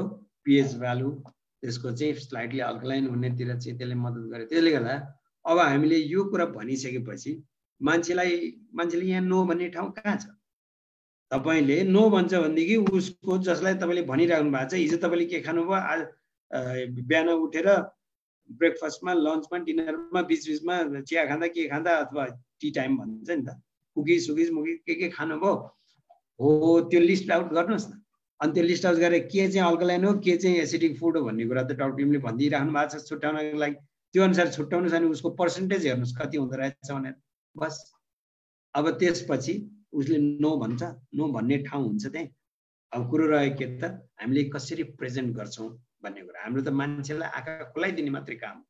त्यसले गर्दा अब यो के छ भनेदेखि यो पीएच भ्यालु घट्नुमा फेरि अर्को इम्पोर्टेन्ट कुरा के पनि छ भनेदेखि कि हामीले ब्लड बन्ने र मेटेरियल खाएको छैन, जुन चाहिँ हाम्रो स्पाइरुलिना भनेको जुन छ अर्को एउटा जुन प्रडक्ट जुन चाहिँ हामीले चाहिँ queen of herb, king of herb चाहिँ रेड मसरुमलाई भनिन्छ भने क्वीन अफ हर्ब भनेर चाहिँ फेरि हामीले स्पाइरुलिना भनिन्छ, जुन चाहिँ एकदमै हाइली कन्सन्ट्रेटेड भएको चाहिँ क्लोरोफिल, त्यसमा चाहिँ जुन क्लोरोफिलको स्ट्रक्चर र हाम्रो ब्लडमा हुने हिमोग्लोबिनको स्ट्रक्चर चाहिँ एउटै हुँदो रहेछ।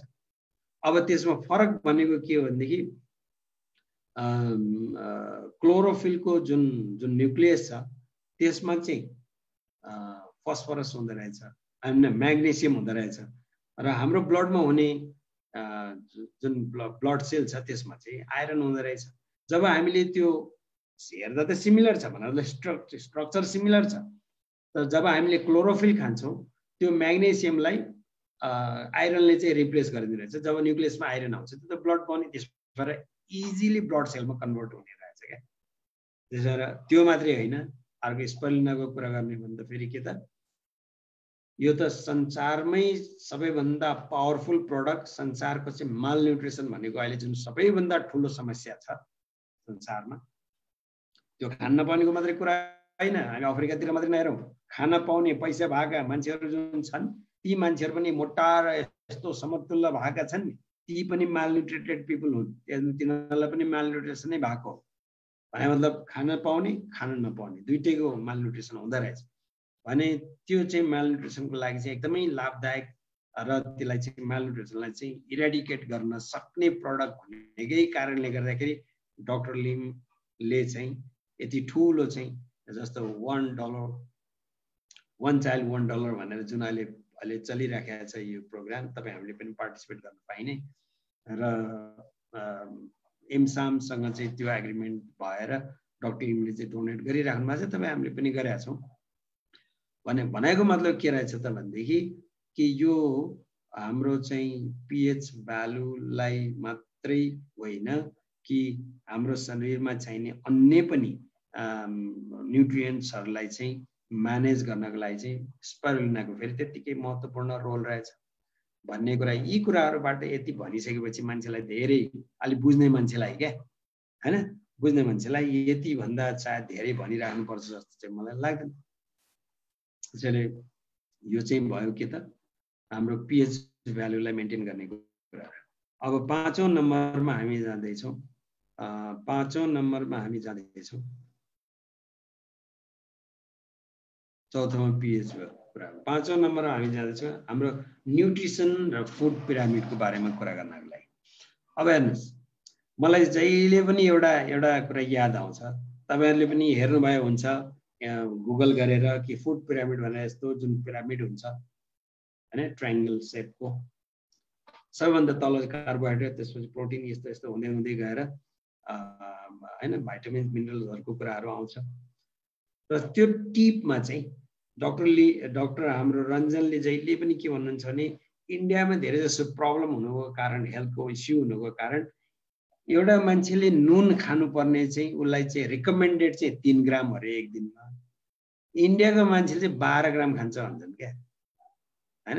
उहाँ त धेरै अब दिग्गज हो, धेरै एक्सपिरियन्स छ हैन, 45 वर्षभन्दा बढी चाहिँ हेल्थको विषयमा के भन्छ त एक्सपिरियन्स हुनु भनेको त फेरि त्यो पनि इन्डियाको top most senior most doctor भनेर चिनिनुहुन्छ भने इन्डियामा चाहिँ त्यस कारणले गर्दाखेरि यो प्रेसर हाइपरटेन्सन बढ्नुको कारण, इन्डियामा बढी हुनुको कारण नुन भनेर भनिन्छ। त्यसो भएर नुन चाहिँ कम खानु रे, नुन मात्रै होइन त्यो टिपमा भने मतलब तल कार्बोहाइड्रेट छ अरे बेसमा भने मतलब हुँदै हुँदै गएर त्यो टिपमा चाहिँ 3टा कुरा एकदमै याद गर्नुपर्ने, एउटा हो नुन भनिहाल्यो, अर्को सुगर चिनी हैन, त्यसपछि तेस्रो भनेको फ्याट।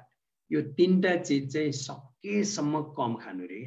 किन कम खानु त भनेदेखि नुन बढी हुन थाल्यो आज भोलि पर्सि गर्दा गर्दै त अब यो त वर्षौँदेखिको कुरा हुन्छ नि त, हुन थाल्यो त्यसले हाइपरटेन्सन ल्याउने। अब सुगर बढी हुन थाल्यो फेरि त्यसले चाहिँ अब डायबेटिक बनाउनेतिर लाने। अब जब धेरै नै हुन थाल्छ नि हाम्रो प्यानक्रियाजले काम गर्न चाहिँ नसक्ने, त्यसले धान्न नसक्ने किसिमको। अनि त्यसपछि गएर फ्याट बढी भयो, कोलेस्ट्रोल बढ्ने, के हुने, मान्छेलाई समस्या हुने। त यो तीनटा चिजलाई चाहिँ सकेसम्म कम खानु रे भनेर चाहिँ डाक्टर रञ्जनले भन्नुहुन्छ। र मलाई यो कुरा जहिले पनि त्यो याद आउँछ यो चाहिँ विषयमा कुरा गर्दाखेरि, फुड पिरामिडको कुरा गर्दाखेरि। अर्को इम्पोर्टेन्ट कुरा चाहिँ के छ भनेदेखि हाम्रो शरीरलाई चाहिने चिज के हो त्यो चिज खान चाहिँ हामीले कोसिस गर्नुपर्छ कि।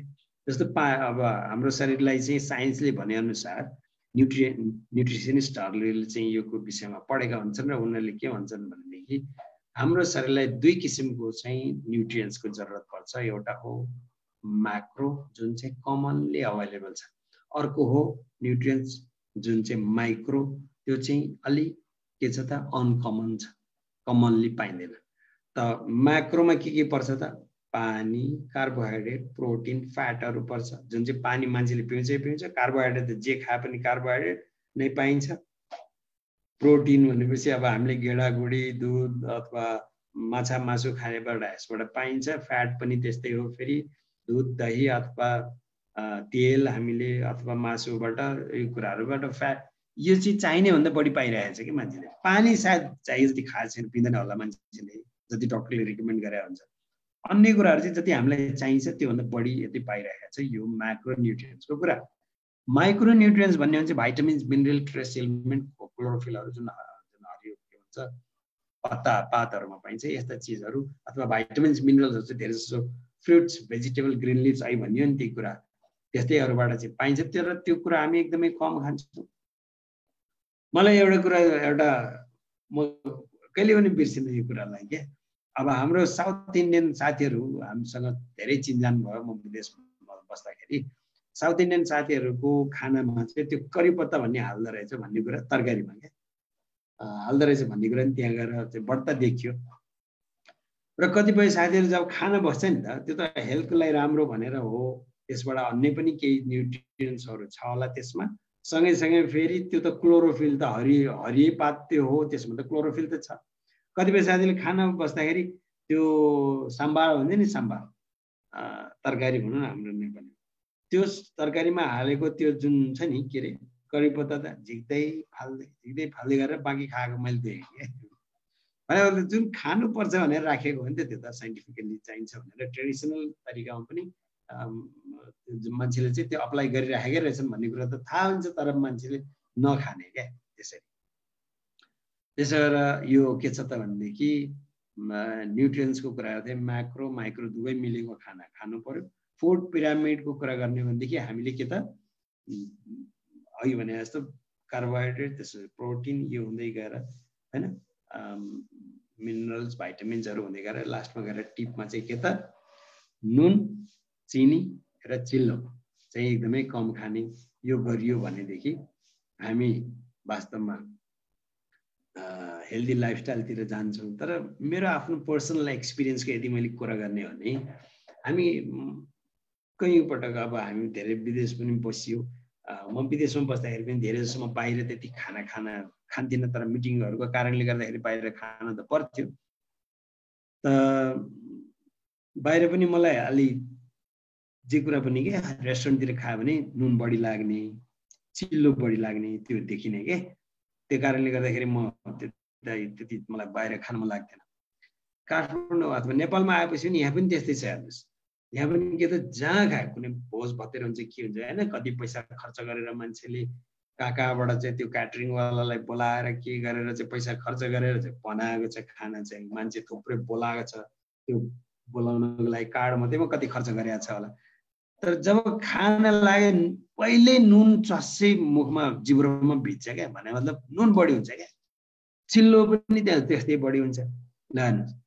अनि पिरो त अब पिरोले बढी भएर त खासै त्यस्तो फरक त पर्दैन, तर नुन र के त चिल्लो मरमसला मसला अब मलाई अनि त्यो जहाँ गए पनि त्यस्तै मान्छेलाई अब त्यही मन पर्दो रहेछ, अथवा त्यो बानी लागिसक्यो क्या। त्यो बानी त हो नि, त्यो टेस्टको बानी हुन्छ क्या मान्छेलाई। आज नुनिला अलिक बढी खायो, भोलि झन् बढी, त्यो बढी अथवा त्यो खालको भएन भनेदेखि मिठो नलाग्ने खालको त्यस्तो हुन्छ। त्यो हेबिट गर्नै हुँदैन। त्यसले गर्दाखेरि मान्छेलाई ठुलो समस्याहरू हेल्थको आउने रहेछ। त्यसैले हामीले न्युट्रिएन्ट्स कम्प्लिट न्युट्रिएन्ट्स भएको खानेकुरा पनि हामीलाई चाहियो। फुड पिरामिडमा बताए अनुसारको हामीले त्यो किसिमको म्यानेज गरेर हाम्रो खाना खानु पर्यो। अब सोध्नु न यो कुरा तपाईँले गर्नुहुन्छ? यस्तै छ त तपाईँको घरमा, तपाईँको पर्सनल लाइफमा, तपाईँको फ्यामिलीमा? अवश्य पनि छैन। अब यसको ठाउँमा के गर्ने त? फेरि त्यो स्पिरुलिनाको नाम लिन चाहन्छु म। स्पिरुलिना यस्तो प्रडक्ट हो जसमा म्याक्रो पनि न्युट्रिएन्ट्स, माइक्रो पनि न्युट्रिएन्ट्स। माइक्रो न्युट्रिएन्ट्सको त त्यो त खानी हो, त्यो खानी मात्रै होइन, त्यो चाहिँ हाइली कन्सन्ट्रेटेड फर्ममा चाहिँ त्यहाँ भाइटामिन ए भन्नुहोस् अथवा भाइटामिन कुनै पनि रेन्जका भाइटामिनका रेन्जहरू भए, मिनरल्सका रेन्जहरू भए, यो ट्रेस एलिमेन्ट, क्लोरोफिल, ये सारा चिज यसमा भएको चाहिँ एउटै मात्रै प्रडक्ट छ, त्यो हो स्पिरुलिना। तपाईँको यो के हो त न्युट्रिसनको काम त सिधै त यो एउटा प्रडक्ट भएपछि फुड पिरामिड भने त आफैले म्यानेज गर्ने कुरा हो। कार्बोहाइड्रेट कति खाने, हैन, प्रोटिन कति खाने, फ्याट कति खाने, यो कुराहरू मिलाउनु त आफू अवेर भएपछि आफ्नो घर परिवारलाई पनि त्यो किसिमले एजुकेट गरेपछि कुरा सिद्धि। त्यसो भने एउटै प्रडक्टले सारा काम हुँदो रहेछ नि त भन्ने कुरा मान्छेलाई भन्यो भनेदेखि नो भन्ला त। अब उसलाई चाहिँ चाहियो कि त हो त यो कुरा भन्ने कुरालाई चाहिँ चेक एन्ड ब्यालेन्स गर्नको लागि चाहिँ अथवा उसलाई ऊ आफू सेटिस्फाई हुनको लागि साइड दिनुहोस्, यसको कुनै न कुनै साइड पढ्नु न तपाईँ आफै भन्ने किसिमले। हामी मान्छेलाई झुक्काउने फकाउने त्यो कुरा हो र जे फ्याक्ट हो त्यो भन्न नसकेका कारणले गर्दाखेरि तपाईँ हामी पछि परेका छौँ क्या। त फ्याक्ट हामीले भन्न सकेका छैनौँ, तर बरु उल्टो कुरा हामीले कसरी भन्छौँ नि तिम्रो रोग सन्चो हुन्छ, भोग सन्चो के भनेर भन्छौँ अनि मान्छेलाई चित्त बुझ्दैन। त यसरी चाहिँ भन्नु चाहिँ राम्रो हुन्छ जस्तो चाहिँ मलाई लाग्छ। यो भयो न्युट्रिसन र फुड पिरामिडको कुरा, मान्छेको आँखा खोल्ने। अब अर्को एउटा आँखा खोल्ने एउटा बाटो छ, त्यो चाहिँ के हो भनेदेखि एक्सर्साइज, रेस्ट, रेडिएसन, यी सम्बन्धित कुराहरू अथवा अन्य कुराहरू। मेजर कुरा चाहिँ के हो यसमा भनेदेखि 1 घन्टाको चाहिँ प्रपर एक्सर्साइज हुन जरुरी छ। हाम्रो डक्टरले पनि के भन्नुहुन्छ भने 40 मिनट्सदेखि 1 घन्टाको चाहिँ प्रपर एक्सर्साइज हुन जरुरी छ भन्नुहुन्छ। 6 to 8 आवर्सको डिप स्लिप हुन जरुरी छ भन्नुहुन्छ। अहिले जस्तो एसिडिक बडी छ, कर्बटे बदलै छ, अनि डिप स्लिप कहाँबाट हुन्छ र 6 घन्टा के 8 घन्टा के 10 घन्टा सुते पनि मान्छेको रेस्ट ऊ चाहिँ थकाइ नमर्ने कारण नै त्यही हो, डिप स्लिप हुँदैन मान्छेमा। Away from the radiation, antibiotic resistant, यो एकदमै जटिल कुराहरू हुन् वास्तवमा भन्ने। 1 hour exercise per every day, यो मान्छेलाई थाहा छ तर मान्छेले गर्दैन, हैन। अब यो गर्दैन किन त? सायद कसैलाई अल्छी लाग्छ, सायद कसैले गर्न नगरे पनि चलिरहेकै छ नि भन्ने किसिमको नेग्लिजेन्स गरेको छ, हैन। अब कसैले चाहिँ के छ भनेदेखि कहाँ गएर गर्ने भन्ने ठाउँको पनि समस्या होला। कसैलाई फेरि के छ त भनेदेखि आइडिया पनि छैन होला कसरी गर्ने भनेर। यी कुरा यावत कुराले गर्दाखेरि मान्छेले एक्सर्साइज गरिरहेका हुन्। हाम्रो डाक्टर रञ्जनले के भन्नुहुन्छ भने अरू कुरा केही पनि गर्न सकिएन अरे मानिलिउँ भने पनि कमसेकम आधा घन्टा हिँड, अलि छिटो किसिमले आधा घन्टा हिँड एभ्री डे भन्ने चाहिँ 20 मिनटदेखि 30 मिनट चाहिँ हिँड्नै पर्छ भनेर भनिन्छ क्या। भने त्यो पनि गर्न सकिएन, कतिले गर्दैनन्। ल केही पनि गर्न सकेन भने पनि म तपाईहरुलाई आज एउटा एक्सर्साइज सिकाउन तपाईहरुसँग चाहिँ शेयर गर्न चाहन्छु। मलाई लाग्छ तपाईहरुले सुनिराख्नु भयो होला, किनभनेदेखि म त एक्लै खुरु बोलिरहेको छु। बोल्न चाहिँ कसैले मलाई यस भन्दिए हुन्थ्यो, किनभने मेसेजतिर हेर्दा अलि टाइम पनि लाग्ला। हाम्रो सेबास्टियन भाइ, यस भानु भाई, हाँ ओके, सुन रहे हो ना मेरे को? सुन रहे। Thank you. अच्छा, तपाईहरुलाई मैले चाहिँ एउटा सजिलो एउटा चाहिँ एक्सर्साइज जुन घरमै बसी हिँड्न नि सक्दैन रे, एक्सर्साइज गर्न पनि जान्दैन, ती मान्छेलाई घरमै बसी एक्सर्साइज खाली हातैमा चाहिँ एक्सर्साइज गर्ने, हातैमा। किनभने यो हाम्रो पामको चाहिँ यसमा चाहिँ हाम्रो शरीरको विभिन्न किसिमका चाहिँ नर्भस सिस्टमका चाहिँ जुन पोइन्टहरु चाहिँ यहाँ हुन्छ।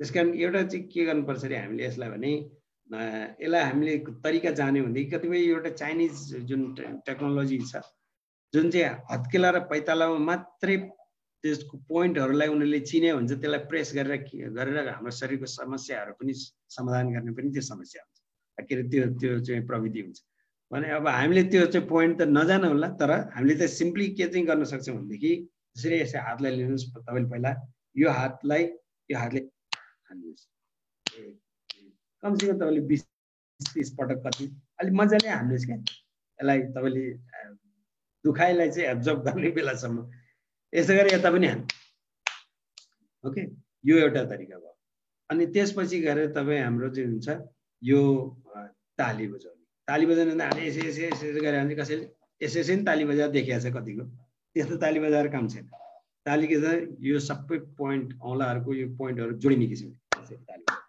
तपाईँले यो राति नगर्नु होला अहिलेको राति मिटिङ भइरहेको छ यहाँ त सायद मान्छेले के भएछ भन्ला तर कुनै एउटा मौका पर्दाखेरि बिहान अथवा कुनै बेला त फरक पर्दैन अथवा एउटा म्युजिक बजाइदिनुहोस् त्यसपछि यो खासै मान्छेलाई त्यति डिस्टर्ब हुँदैन यो यसरी पनि तपाईँले अलिक मजाले यसलाई थपडी मार्नु पहिला के भयो यो भयो त्यसपछि यो भयो अनि यो भयो अनि त्यसपछि तपाईँ यो बक्सिङले तपाईँले आफ्नो हत्केलालाई आफूले हान्ने क्या हान्ने यता पनि हान्ने यतिसम्म भयो अनि त्यसपछि गएर तपाईँले के भने यो एउटा जोइन्ट छ नि यो हात यसलाई यसरी यसो यो यस्तो सर्कल पारेर अलिकति हाम्रो मसाज अथवा बडी लोसन छ नि ह्यान्ड एन्ड बडी लोसन हाम्रो त्यो भयो भने अलिक सजिलोसँग हुन्छ यो नत्र भने अलि अप्ठ्यारो लाग्छ यसलाई के भन्छ फ्रिक्सन बढ्द भएको हुन्छ तेल अलिकति अथवा बडी लोसन भयो भने मजाले हो यसलाई यसो गर्ने फेरि यता यसो गर्ने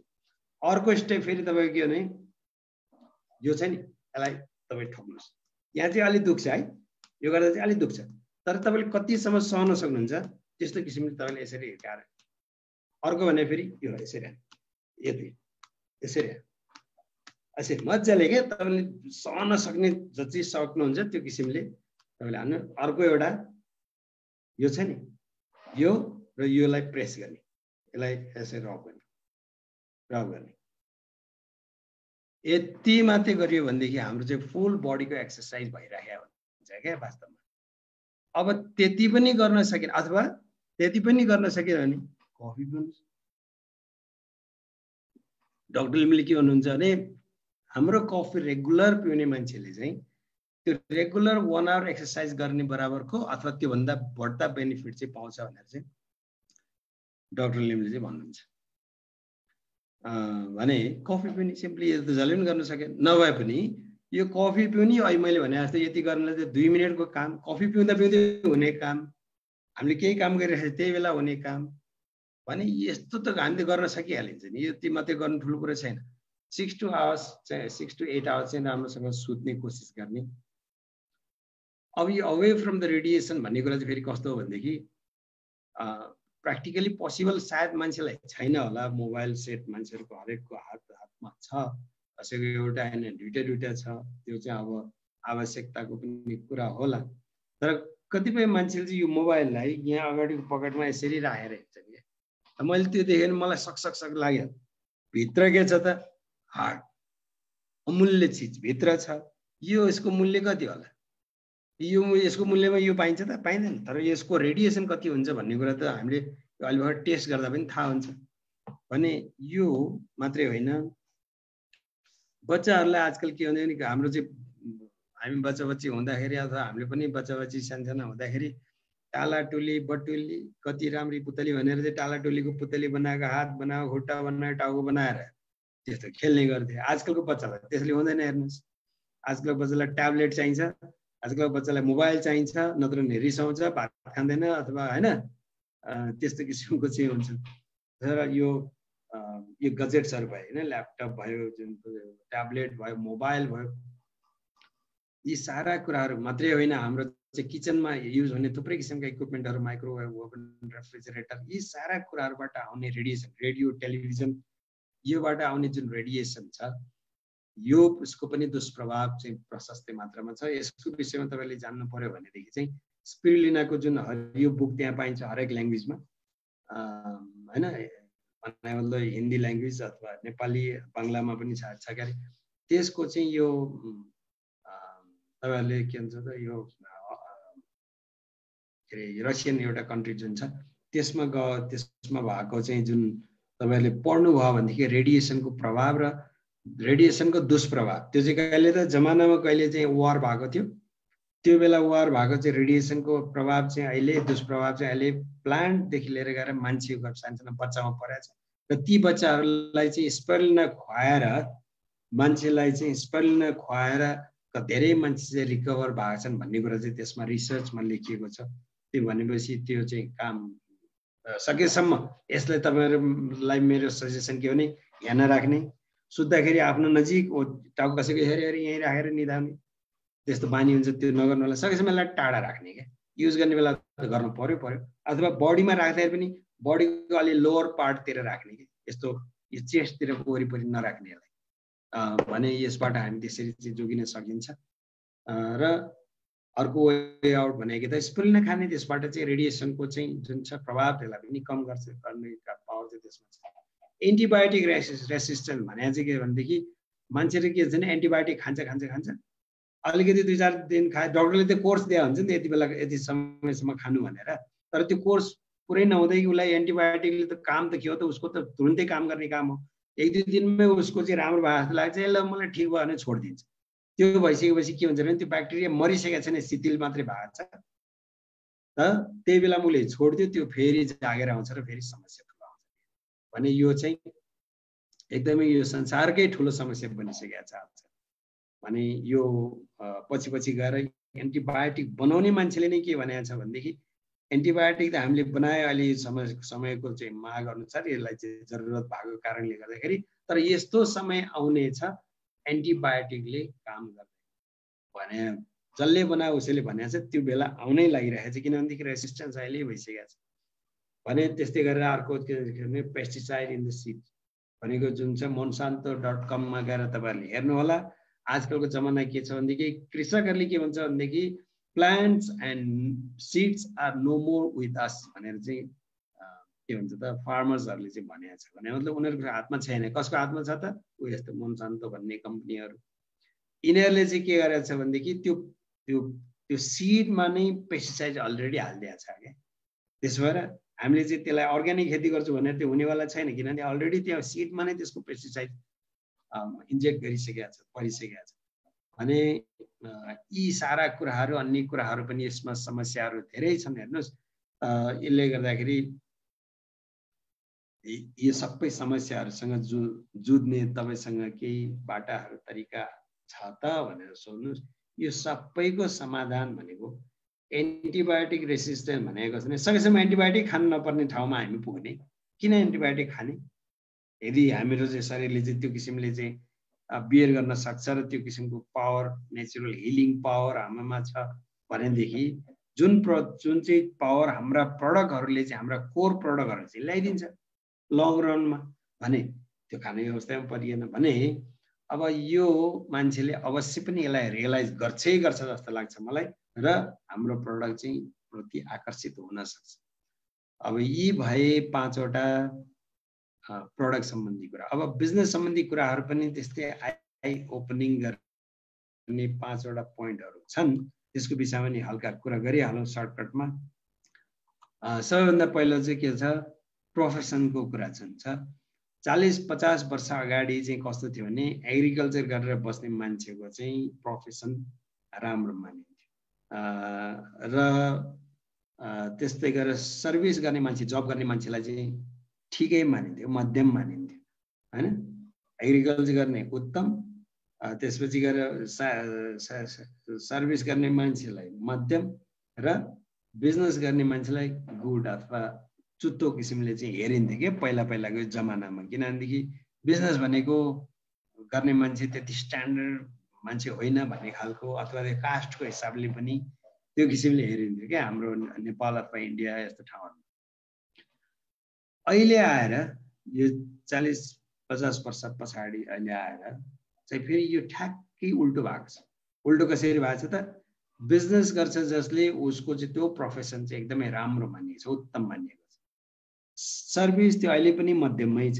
एग्रिकल्चर चुत्तो बनाएको छ मान्छे, पहिलाको उत्तम अहिले चुत्तो भएको छ। कारण के त, मान्छेले त्यो एग्रिकल्चर चुत्तो ठानेको कारणले गर्दाखेरि सायद यहाँ धेरै देश छोडेर विदेश बस्ने साथीहरू, नेपाली साथीहरूले पनि सायद यो कुरा सुनिराख्नु भयो होला अहिले, नभए पनि यो मलाई लाग्छ यसको यो सेभ पनि हुन्छ मिडल इस्टबाट र ब्रोडकास्ट पनि भइरहेको होला फेसबुकमा, साथीहरू सुन्नुहुन्छ। त्यही कारणले गर्दा हामीले चुत्तो ठानेको कारणले गर्दाखेरि तपाईँ हामी नेपालीको सुकुम्बासी भन्ने त अब कोही नाम मात्रैको सुकुम्बासी छ, कतिपय सायद होलान् पनि, तर धेरै सुकुम्बासी भन्ने छैनन् नेपालमा। सबैको एउटा घर, अलिकति जग्गा, धेरै थोरैको कुरा प्रायको छ भने त्यो ठाउँमा हाम्रो ठाउँ भनेको कस्तो भने फाल्दे हुने ठाउँ क्या।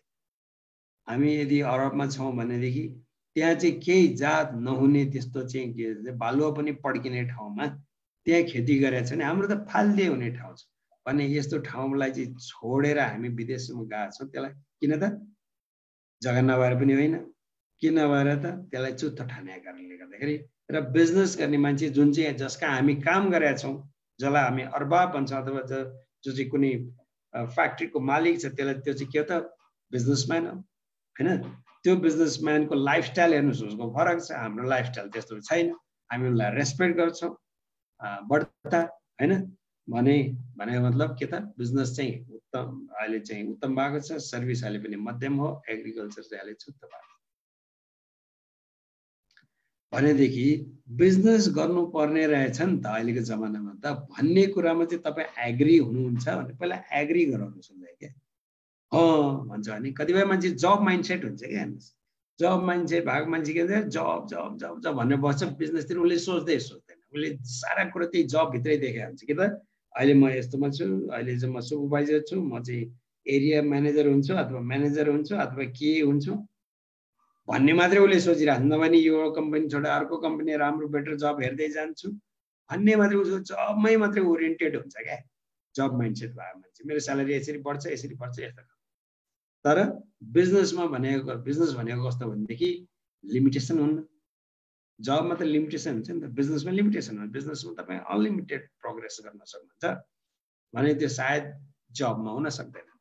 भने जब मान्छेलाई यो जब माइन्डसेटबाट चाहिँ बिजनेस माइन्डसेटमा एग्री गराउन सकिन्छ अनि बल्ल उसले कुरा सुन्न थाल्छ।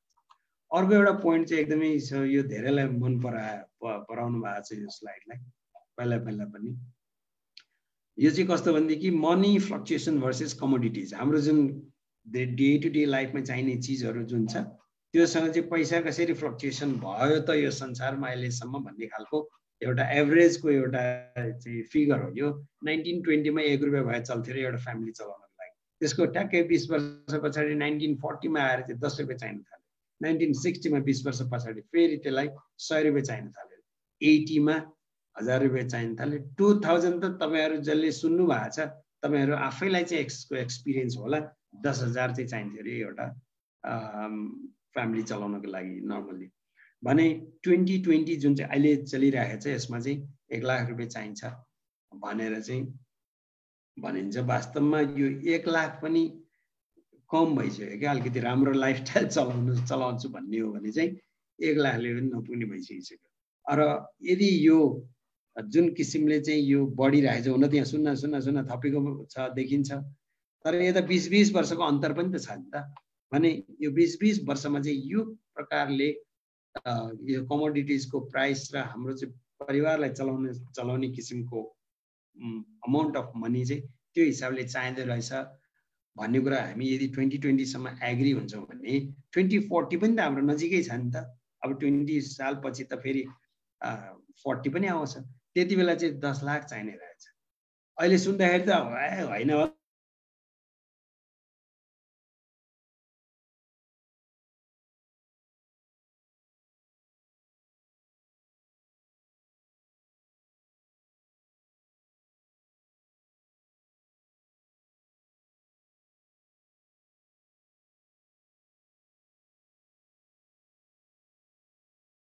उसलाई सोध्नुहोस् न, are you prepared for this भनेर के त 2020 त सिद्धिएको 2040 को लागि महिनामा 10 लाखको रेगुलर एन्ड सस्टेनेबल इन्कम आउनको लागि तपाईँ अहिले प्रिपेयर हुनुहुन्छ त?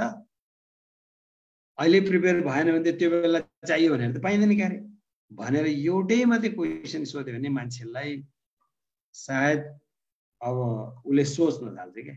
यदि जब गर्दैछ भने सायद 2040 पछि चाहिँ जब सायद रहन्न होला, गर्दैन होला। अहिले जब गर्दैछ भने जब छोड्छ त्यसपछि त इन्कम त जिरो हो।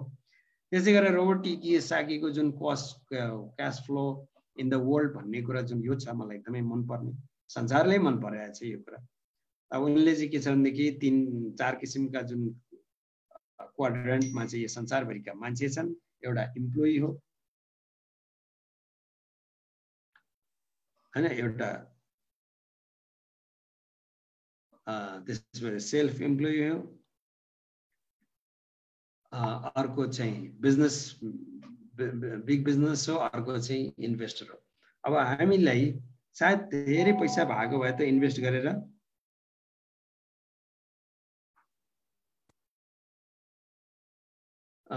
सायद धेरै पैसा भएको भए त हामीले चाहिँ इन्भेस्ट गरिन्थ्यो होला, अथवा धेरै पैसा जोसँग चाहिँ उसले इन्भेस्ट गरेर चाहिँ उसलाई खास त्यो टेन्सन छैन, इन्भेस्ट भए जति प्रफिट हुन्छ उसले पाइरहेको छ। भने इम्प्लोइ जो छ उसँग ठुलो पैसा इन्भेस्ट गर्ने छैन, उसलाई चाहिँ इन्कम चाहिँ एउटा के त भनेदेखि उसलाई खालि आफूलाई मात्रै मेन्टेन हुने किसिमको चाहिँ इन्कम चाहिँ मान्छेले पाइरहेको छ होला। भने सेल्फ इम्प्लोइ भने के हो त? त्यही हो, उसको साह्रै ठुलो चाहिँ त्यो बिजनेस बढेर सायद नजाला, बिजनेस भइरहेको छ, डिसेन्ट लाइफ चाहिँ चलिरहेको होला अहिले। तर यो दुईटै किसिमको चाहिँ कस्तो भने क्वाड्रेन्टको मान्छेहरूको इन्कम भनेको के त यो चाहिँ एक्टिभ हुँदाको अवस्थामा मात्रै आउने इन्कम। यहाँनिर यो पोइन्ट चाहिँ एकदमै इम्पोर्टेन्ट छ क्या, एक्टिभ हुँदाखेरि मात्रै पाउने इन्कम। जब एक्टिभ भएन इन्कम पाएन भने मतलब जो मान्छे चाहिँ एक्टिभ छैन हो काममा, इन्कम पाएन कि उसलाई पैसा चाहिन्न त? पैसा त चाहिन्छ फेरि। भने यो कुराले चाहिँ मान्छेलाई पिरोल्नु पर्छ क्या। भने अर्को चाहिँ बिग बिजनेस र इन्भेस्टर भन्ने जुन ग्रुप छ यसमा चाहिँ त्यस्तो टेन्सन पनि छैन, जसमा चाहिँ पैसा चाहिँ उसको लागि काम गर्छ अरे क्या। यतापट्टि साइड चाहिँ पैसाको लागि उसले काम गर्छ, यतापट्टि साइडको पैसा उसको लागि काम गर्छ। जुन चाहिँ प्यासिभ हुन्छ, ऊ प्रेजेन्ट नभए पनि, उसले वास्तै नगरे पनि, ऊ मरेरै गए पनि उसको चाहिँ इन्कम आइरहेको हुन्छ भन्ने चाहिँ जुन क्वाड्रेन्ट यतापट्टिको दुईटा छ, बिग बिजनेस र इन्भेस्टर। यदि हामी अहिले नै इन्भेस्ट गर्न सक्दैनौँ भने पनि डिएक्सनको थ्रु, मल्टिलेभल मार्केटिङको थ्रु हामी चाहे अब हामी इम्प्लोइ भए पनि, सेल्फ इम्प्लोइ भए पनि, बिग बिजनेस अथवा जहाँ भए पनि यसको थ्रु चाहिँ हामी थोरै पैसाबाट चाहिँ ठुलो इन्कम गरेर इन्भेस्ट गर्ने क्वाड्रेन्टमा चाहिँ हामी पुग्न सक्ने सम्भावना अथवा त्यो ब्रिजको काम चाहिँ यो सिस्टमले गरिदिन्छ भनेर भन्यो भने मान्छेले अवश्य पनि सोध्छ क्या यसको विषयमा, र अब हामीले कुरा गर्नलाई सजिलो हुन्छ। त्यस्तै गरेर चौथो कुरा भन्ने हो भने trend of the most people. भने मान्छेको ट्रेन्ड कस्तो छ? जस्तो मानिलिनु तपाईँ हामी विदेश बसिरहेका मान्छेहरू छौँ भनेदेखि कतिपय मान्छेको त स्यालेरी त डिफ्रेन्ट स्ल्याबमा हुन्छ, हेर्नुहोस्, कसैको 1000 होला, कसैको 2500 होला, 5000 होला, 10,000 होला, अथवा त्योभन्दा माथि नै हुनसक्छ। कुरो यहाँ जतिसुकै होस् त्योसँग मतलब छैन। यहाँ के छ त भनेदेखि सेभिङ चाहिँ कति गर्छ मान्छेले भन्ने कुरालाई यदि हेर्ने हो भने हामीले चाहिँ रफली होइन, यति सायद नहोला तैपनि मान्छे जुन चाहिँ 5 वर्ष बस्छ विदेशमा, 1000 रुपियाँ स्यालेरी छ, उसले सेभिङ चाहिँ 7200 गर्न सक्छ होइन सालमा, के अरे 5 सालमा। त्यस्तै गरेर अर्को चाहिँ मान्छे चाहिँ 2025 भएको मान्छेले पनि 2100 के अरे 11,100,000 2,16,000 भयो यो चाहिँ। त्यस्तै गरेर 5,000 भएको मान्छेले के हो यहाँनिर अलिकति मिलेन जस्तो छ। त्यस्तै गरेर 5,000 भएको मान्छेले के अरे 10,000 भएको मान्छेले पनि सायद उसले 10,000 भएपछि त फ्यामिली ल्याएर यसमा पनि सायद फ्यामिली ल्याएको कारणले गर्दाखेरि अझ घट्दो पो छ उसको चाहिँ जुन छ नि सेभिङ। अब यहाँ 10,000 भएको मान्छेले पनि त्यही 3 लाख जस्तो भएछ।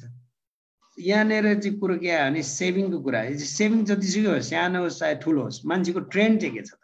ती मान्छेले गर्छन् के त्यो भएको पैसालाई चाहिँ फिक्स एसेटमा कन्भर्ट गर्छन् क्या। हाम्रो बानी कस्तो छ? हाम्रो ट्रेन्ड फलानाले घर ठडाइसक्यो, हाम्रो घर छैन भन्ने खालको सोचाइ हुन्छ, अनि जग्गा किन्छ, अनि जग्गा किने त्यसमा घर बनाउँछ। त्यो घर बनाएर त्यो सायद त्यो कमर्सियल भ्यालु त्यसको चाहिँ छैन होला, अथवा त्यसले त्यो चाहिँ एसेट, हाम्रो रोबर्ट टी कियोसाकीले भने जस्तो एसेटको काम त्यसले सायद गरेको छैन होला भने अब त्यसबाट त्यो घरभित्रले खानिदिने होइन, घरको कोठाले त्यतिकै खानिदिने होइन भने पैसा चाहिँ त्यहाँ गएर थुप्रेर बस्यो। तर पनि मान्छेलाई त डे टु डे लाइफ चलाउनको लागि पैसा चाहिन्छ भने यस्तो ट्रेन्ड छ। त्यसो भएर मेरो स्यालेरी धेरै छ भनेर पनि मख हुने नि अवस्था छैन क्या। किन त जो मान्छेले धेरै स्यालेरी छ र धेरै सेभिङ गर्छ 5 वर्षमा, त्यो मान्छेले सायद अलि सिटीमा घर बनाउला हैन, अलि ठुलो सिटीमा घर बनाउला। तर गर्ने त त्यही हो। थोरै उनले पनि के छ त सिटीमा सक्दैन, उसले कुनै आफ्नो गाउँ बजार कुनै ठाउँमा घर बनाउन पैसा त त्यो कुरा त त्यही हो, फिक्स एसेटमै हालेर सिद्धियो भने यो ट्रेन्ड चाहिँ छ। त्यसले गर्दाखेरि यो ट्रेन्डलाई चाहिँ यसलाई चाहिँ यतिमा मात्रै सीमित नभएर अन्य पनि हामीले चाहिँ गर्न सकिन्छ। यही इन्कमलाई बढाउन नि सकिन्छ, सेभिङलाई बढाउन पनि सकिन्छ।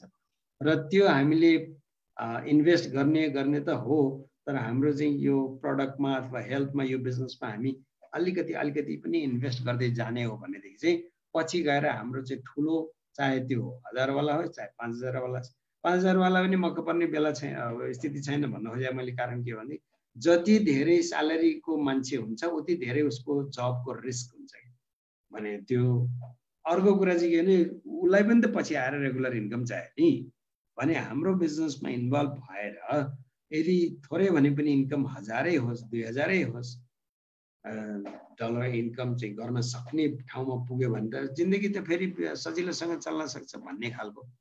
यसरी चाहिँ अर्को आय ओपन गर्न चाहिँ मान्छेलाई त्यसरी चाहिँ गर्न सकिन्छ जस्तो मलाई लाग्छ। त्यस्तै गरेर अर्को चाहिँ हाम्रो चाहिँ कुरा गर्ने भने व्हाट आर द अप्सन। अब अप्सन्सहरु चाहिँ के छ त मान्छेहरुलाई, मान्छे फर्केर गयो हैन, त्यो चाहिँ के रे घर बनाउने फिक्स एसेटमा हाल्नेतिर सोचेन रे। अप्सनहरु के छ त भनेर यदि हामीले हेर्ने हो भने स्टेशनरीको दुकान राख्ला कसैले, कसैले ट्रेडिङको काम गर्ला कसैले, रेस्टुरेन्ट ग्रोसरी गार्मेन्ट्स यावत कुराहरु चाहिँ सायद कम्प्युटरको यस्तो दोकान के राखेर कुनै मेन्टेनेन्सको अथवा कोही पेन्टर छ भने पेन्टर सेन्टर काम जाने यस्तो सायद गर्न सक्ला। तर प्रब्लम के छ भनेदेखि मैले भर्खरै घरमा पेन्ट गराइरहेको छु, ती पेन्टर भाइहरूले के भन्छन् भनेदेखि एकदमै कम्पिटिसन छ सर। एउटाले भन्नु त भनेको थियो, अर्कैले गएर गरिदिने हो कि त्यहाँ मान्छेहरू काम पाएको छैन, कम्पिटिसन बढ्ता छ, त्यसले गर्दाखेरि काम पाउन पनि गाह्रो छ भनेर अब त्यहाँ रिस्क फ्याक्टरहरू पनि अन्य कुराहरूले भन्दै थियो। त्यो सब कुराहरू नभनौँ, तर मैले भन्न खोजेको कुरा चाहिँ के हो भनेदेखि हामीले जे गरे पनि अहिले त हामी मान्यो यदि हामी विदेशमा छौँ भनेदेखि हामीले आएर यी भनिएका कुराहरूको कुनै पनि बिजनेस हामीले सुरु गर्न थाल्यौँ भनेदेखि त्यो बिजनेस पर्टिकुलर त्यही बिजनेस गर्ने मान्छे यहाँ अलरेडी छन् क्या, कुनै पनि कन्ट्रीमा त्यो काम गर्ने अलरेडी छन्, तिनीहरूसितै कम्पिटिसन गर्ने हो, उनीहरू जमेर बसेका छन्। हामीले सायद त्यो किसिमले चाहिँ काम गरेर अथवा त्यो किसिमले चाहिँ इस्टाब्लिस हुन हामी धेरै समस्या पर्ला, धेरै सङ्घर्ष गर्नुपर्ने हुन सक्छ। भने यहाँ अन्तिममा कुरा चाहिँ के आयो भनेदेखि पछि गएर त हामीले त गर्ने त बिजनेसै रहेछ नि त, यी मध्येको कुनै न कुनै हैन, कसैको ट्राभल एजेन्सी होला के होला। अब बिजनेस गर्ने कति वर्ष पछि फर्केर आउने यदि विदेश बस्नेहरूलाई मैले भन्दैछु है, कति वर्ष बस्ने हो बाहिर थाहा छैन, कति वर्ष पछि आउने हो थाहा छैन। त्यति बेला पछि आइसकेपछिको चाहिँ बिजनेसको चाहिँ यो मोडल कस्तो किसिमको हुन जाने हो, अहिले नै जुन ट्रेडिसनल सिस्टमबाट चलेका बिजनेसहरूको अलिक हालत खराब भइसकिसक्यो, बरु अनलाइन यस्तो कारणहरूको चाहिँ अहिले बिजनेस हुन सक्ने सम्भावनाहरू देखिया छ। तर अझै पनि भन्न सकिन्न पछि गएर अझै कस्तो किसिमको रूप यसले लिने हो भनेर। तर मैले भन्न खोजेको कुरा यति हो कि यी बिजनेसहरू त हामीले कुनै न कुनै गर्ने त रहेछ त, पछि गएर 2 वर्ष 5 वर्ष 10 वर्ष पछि फर्केर आफ्नो ठाउँमा गइसकेपछि अब त्योभन्दा 5 वर्ष 10 वर्ष पछि के हुन्छ भन्ने अनसर्टेनिटी यदि हामीमा छ भनेदेखि अहिलेदेखि किन बिजनेस सुरु नगर्ने त? तपाईँ जस्तो पोजिसनमा हुनुहुन्छ, तपाईँसँग जस्तो रिसोर्सेस छ, तपाईँसँग जस्तो आइडिया छ, त्यो बिजनेस किन सुरु नगर्ने त? त्यहाँ माथि डिएक्सन जस्तो मल्टिनेसनल कम्पनी चलेको कम्पनी, इन्फ्रास्ट्रक्चर सारा संसारभरि रेडी छ, सपोर्ट सिस्टम छ, यो प्रडक्टहरू युज गरेर आफ्नो हेल्थको सेफ्टी गर्न सकिन्छ हैन। हाम्रो चाहिँ इम्युन पावरलाई बुस्ट गराएर विभिन्न आउने ब्याक्टेरिया भाइरसहरूसँग चाहिँ हामी सेफ भएर बस्न सकिन्छ र अन्य पनि कैयौँ हाम्रा चाहिँ शरीरमा आउने थुप्रै समस्याहरूबाट समस्या आउनबाट चाहिँ यसले चाहिँ रोक्न सक्ने यसमा छ। अथवा समस्यालाई डिले गरिदिने प्रोसेस छ। एजिङ एन्टी एजिङ पावर यसमा छ। सबभन्दा खुसी हुनुपर्ने कुरा यहाँनिर भने यस्तो प्रडक्टको चाहिँ बिजनेस अहिलेदेखि आफू जे गरिरहेको छ त्यसलाई डिस्टर्ब नहुने पार्ट टाइमको रूपमा हामीले अहिले लिइराख्यो भने 2 वर्ष 5 वर्षपछि हामी आफ्नो ठाउँ फर्केर जाँदा त हामीले गर्छु भनेर सोचेको स्टेसनरी ट्रेडिङ अथवा ग्रोसरी के रेस्टुरेन्ट ट्राभल एजेन्सी यस्तो त हामीले सायद गर्न मन नलाग्ने हुनसक्छ, किनभने त्यो बिजनेस अलरेडी डेभलप भइसकेको हुन्छ र त्यो बिजनेसको तपाईँलाई अलरेडी के भन्छ त थाहा हुन्छ। ट्रेडिसनल मार्केटिङ ट्रेडिसनल बिजनेसहरू र यो बिजनेसको चाहिँ भिन्नता तपाईँलाई जब थाहा हुन्छ तपाईँले यो बिजनेस अरू बिजनेस भन्दा यसलाई नै तपाईँले प्रायोरिटी दिनुहुन्छ र कन्टिन्यू गर्नुहुन्छ, बस भयो।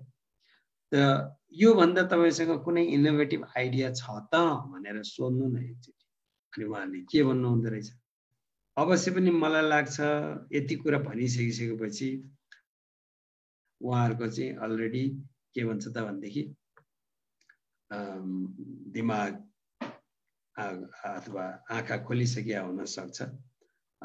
त त्यसले गर्दाखेरि उहाँहरूले चाहिँ अवश्य पनि हाम्रो बिजनेसलाई प्रडक्टलाई एक्सेप्ट गर्ने बाटो हुन सक्छ भन्ने मलाई लागेको कारणले गर्दाखेरि यो हाम्रो के भन्छ 5 वटा प्रडक्टको बारेको मान्छेको आँखा खोल्ने तरिका, 5 वटा बिजनेसको बारेको मान्छेको आँखा खोल्ने तरिकाको बारेमा चाहिँ मैले तपाईहरुलाई चाहिँ यो कुरा शेयर गरेँ।